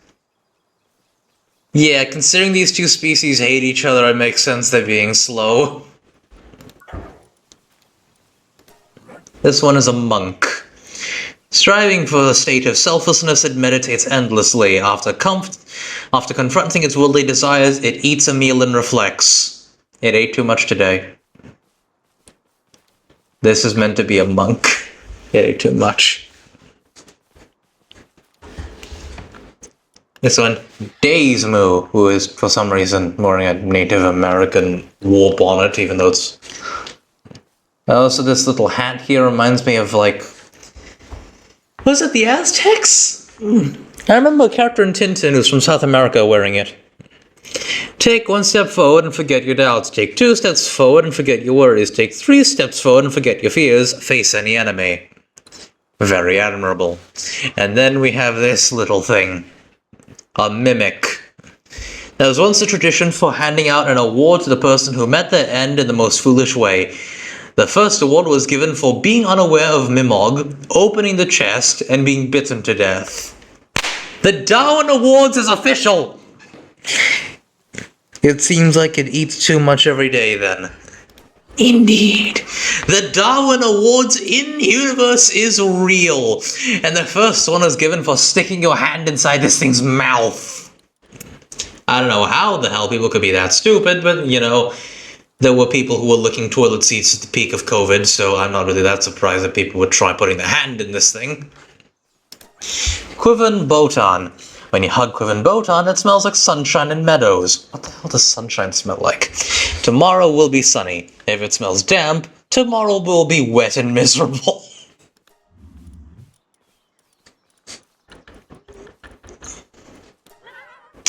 Due to its upbringing, it no longer cares about whether its food is cooked enough. Thus, this pal has stopped worrying about those little details and just prefers its food to be as sweet as possible.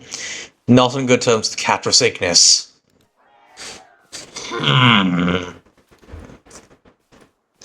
These two hate each other.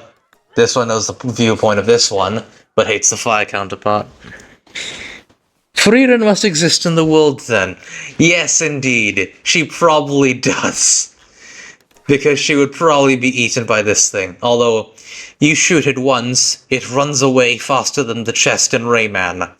Which, in Rayman Origins, there was, like, missions where you had to chase this living chest.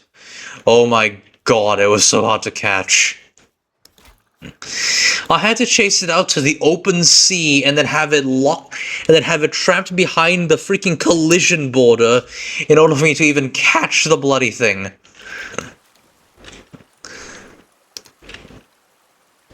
Alright, come on. It's not what I wanted, but okay. Make more babies. Oh my god, it sounds so weird out of context. Okay. We need more flour. Or as my mum calls it, flour. Seriously, I don't know how people could pronounce it that way. It's weird.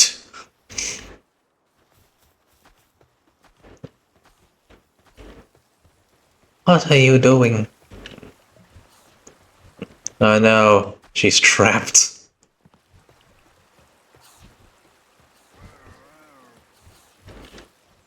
Long-ranged milling.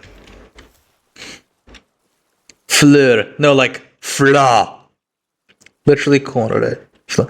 Yes, I had to corner the bloody mimic on the edge of the world. Not fleur. She pronounced it as fla, like F-L-A.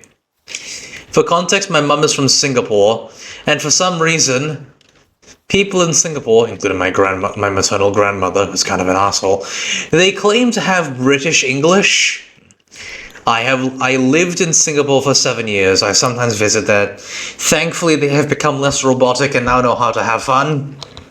Although I guess the reason that I saw them as robotic was because I went to a private boys' school. But they do not have British English. Like the grammar and stuff. Oh, we have an interloper here. Quickly grapple its bum.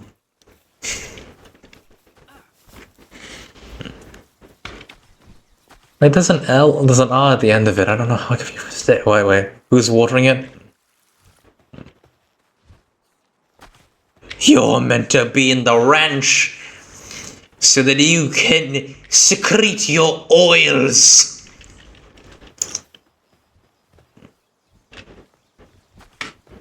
Wait, are they putting it in the food box? Why do they keep putting it in the food box of all things? You can't eat flour. And even if it's cooked, it's used as a garnish.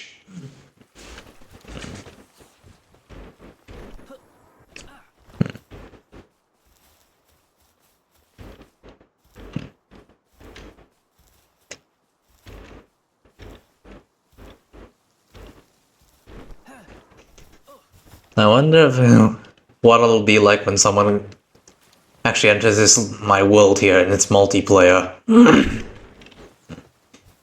they might go to this area, which they usually know is empty, and suddenly, bam, massive breeding farm. I could probably drop them a few pals as well. I got a lot of them. What are you doing? Why are you just twirling? I need you to produce cloth. Eh? Why is she cooling it?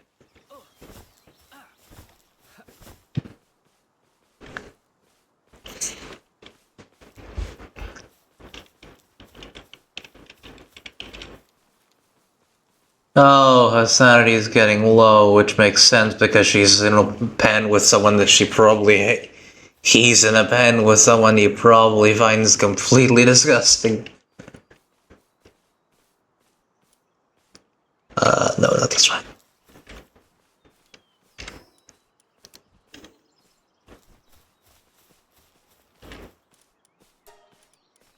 Here, have a tomato.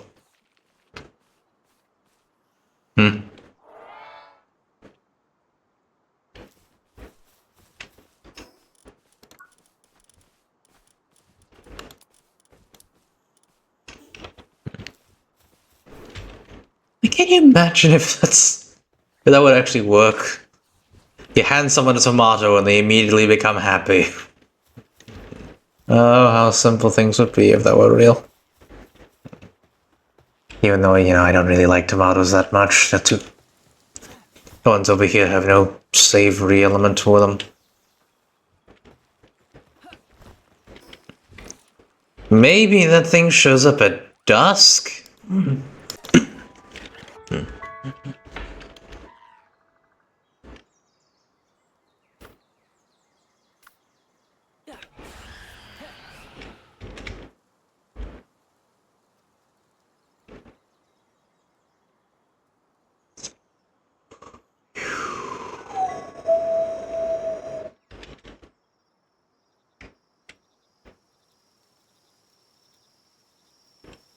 Little tablet.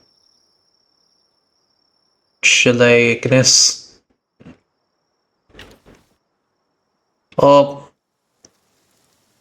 Now we're too heavy. We gotta make this. Gotta use the sulfur quick.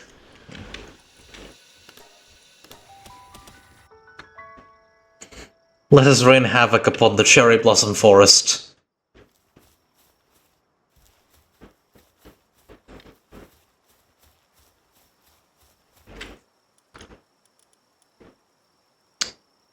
Okay, 277 times 2. What is that? No, not Steam.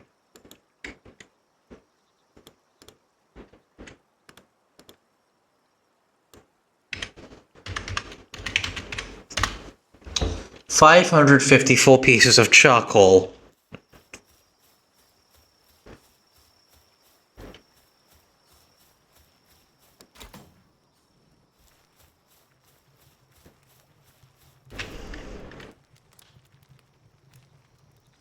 $550. 552 or 554? 554. Oh, I don't have enough.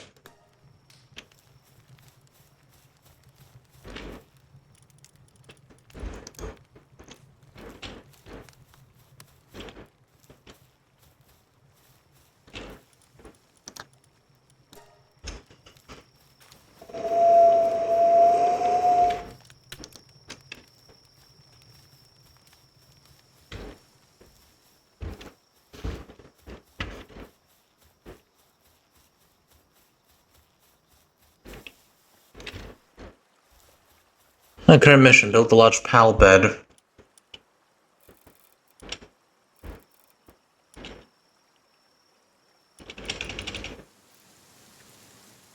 We need wood. I suppose we do need a lumbering pal.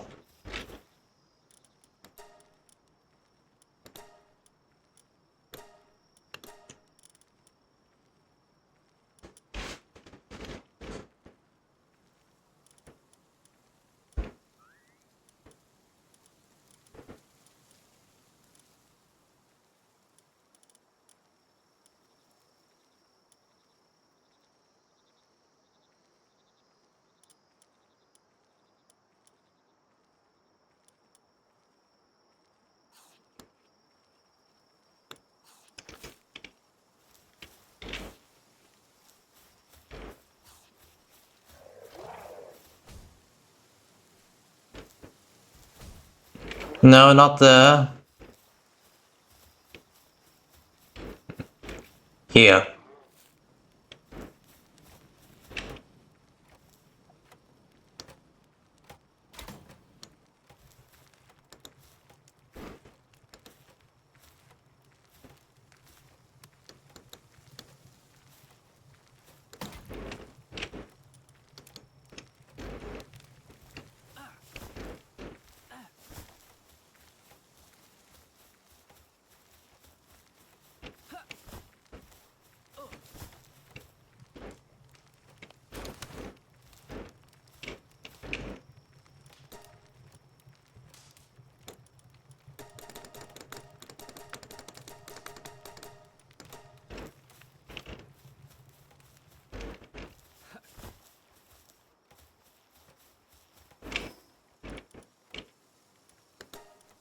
Let's see what's in here.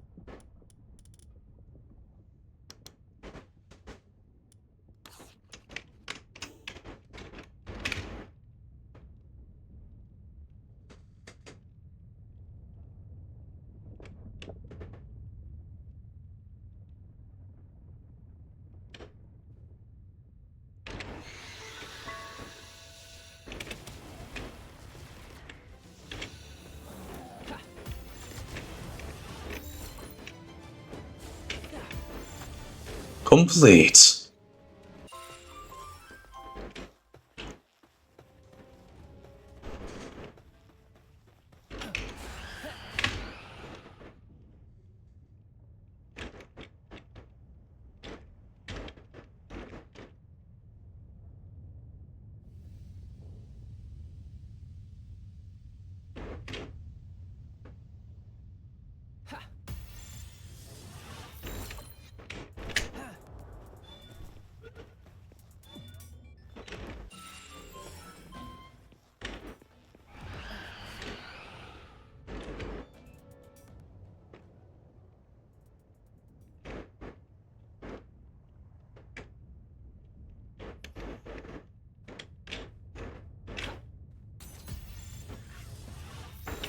Yes!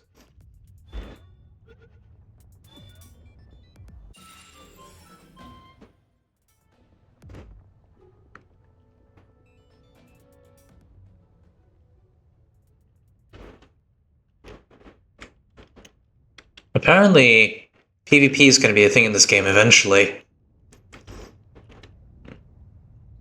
Can't wait for that to happen.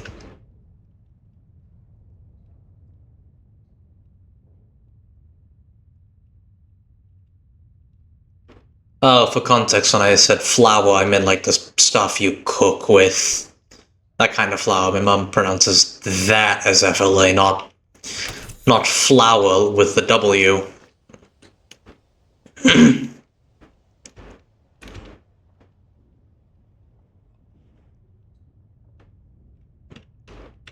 But that joke a bit too mean-spirited.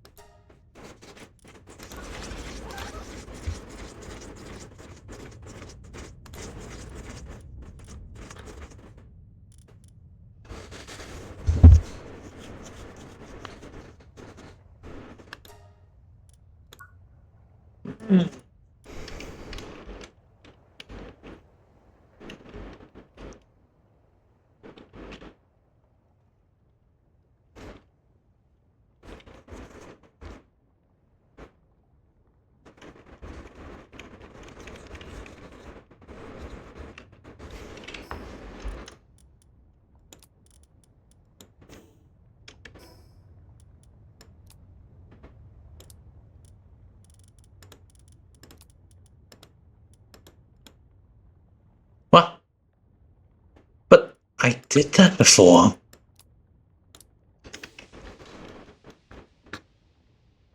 I've got multiples of the same accessory. But that was done before. I had to remove it before.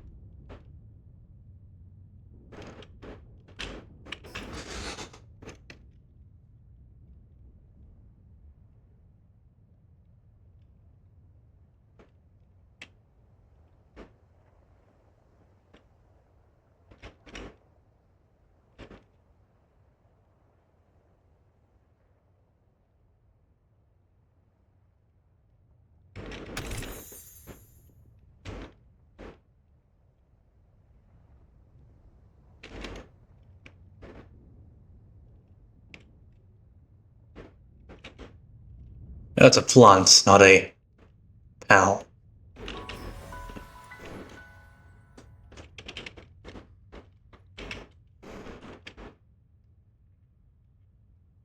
Oh.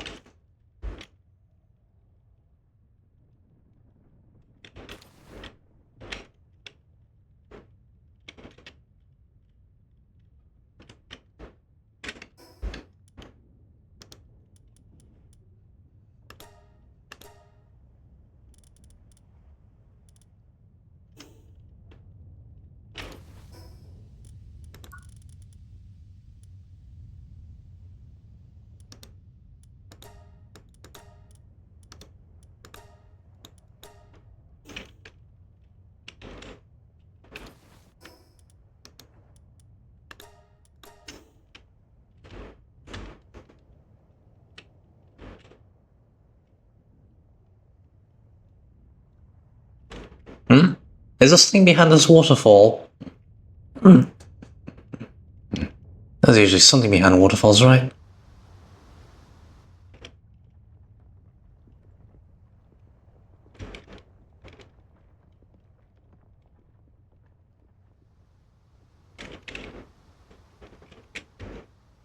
Nope, there's nothing.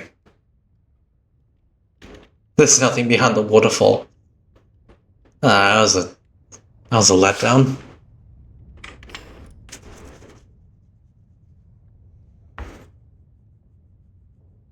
Oh, well, I think I explored enough for now.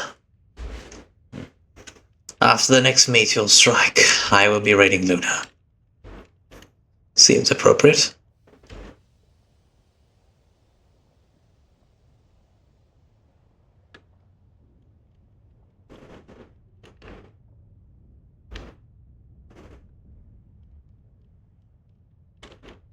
Yes, I'm alone once again.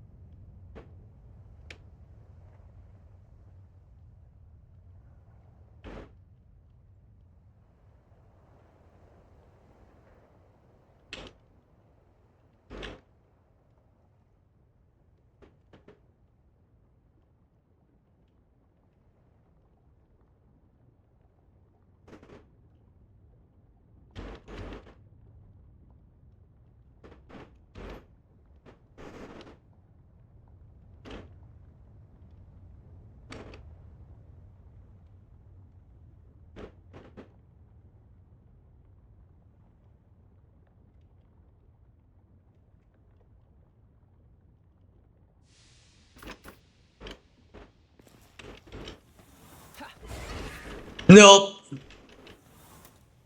Too much.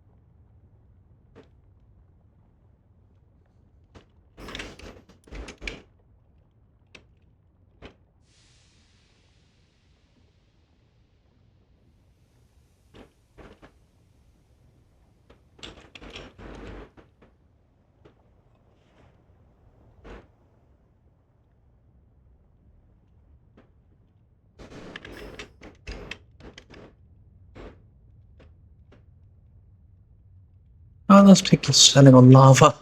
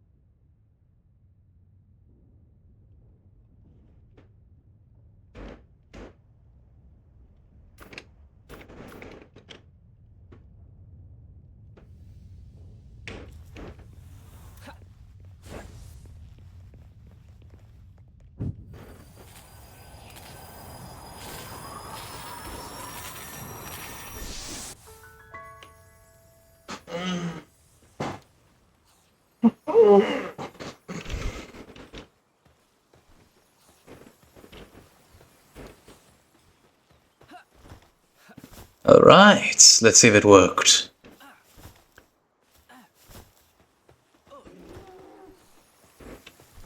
Hello.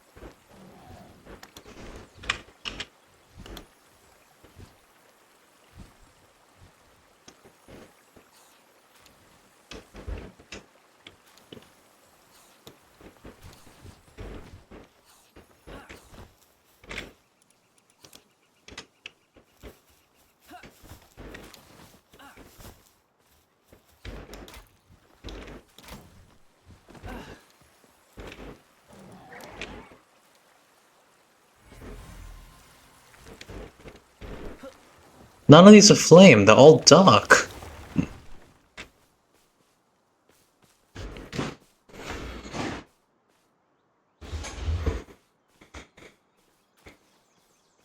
Well, it's getting late, or early. I think we should raid someone.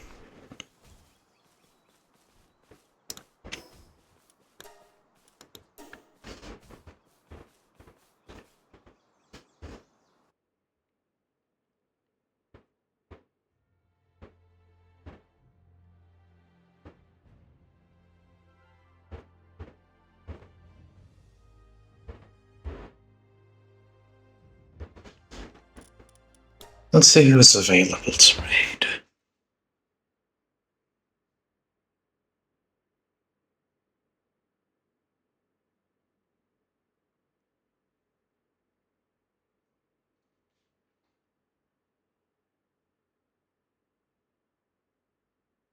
Benny.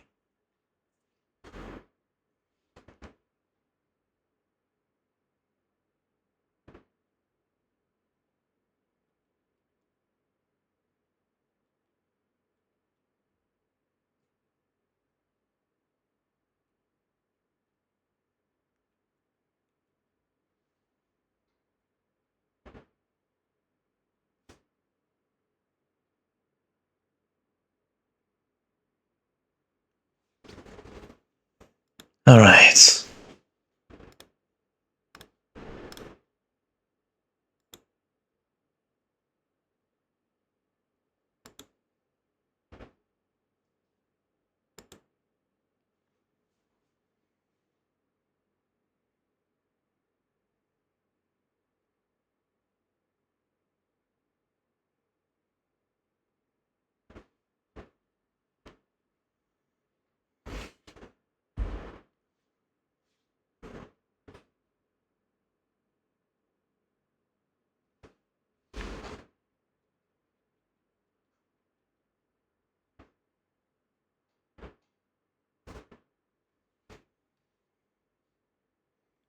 How does she not last to be rated?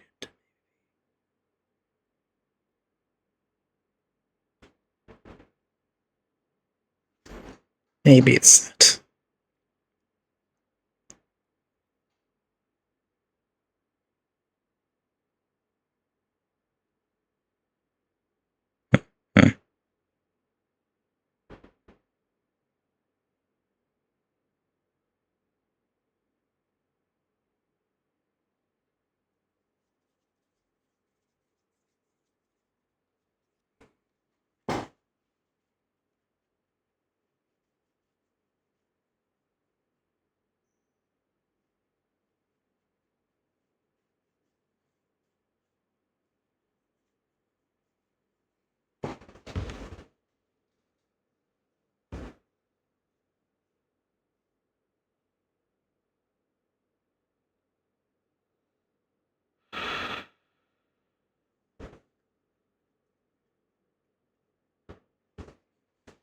Actually, you know what? Let's rate Luna.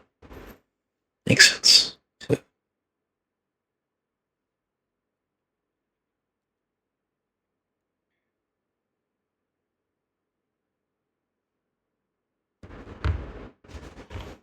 Well,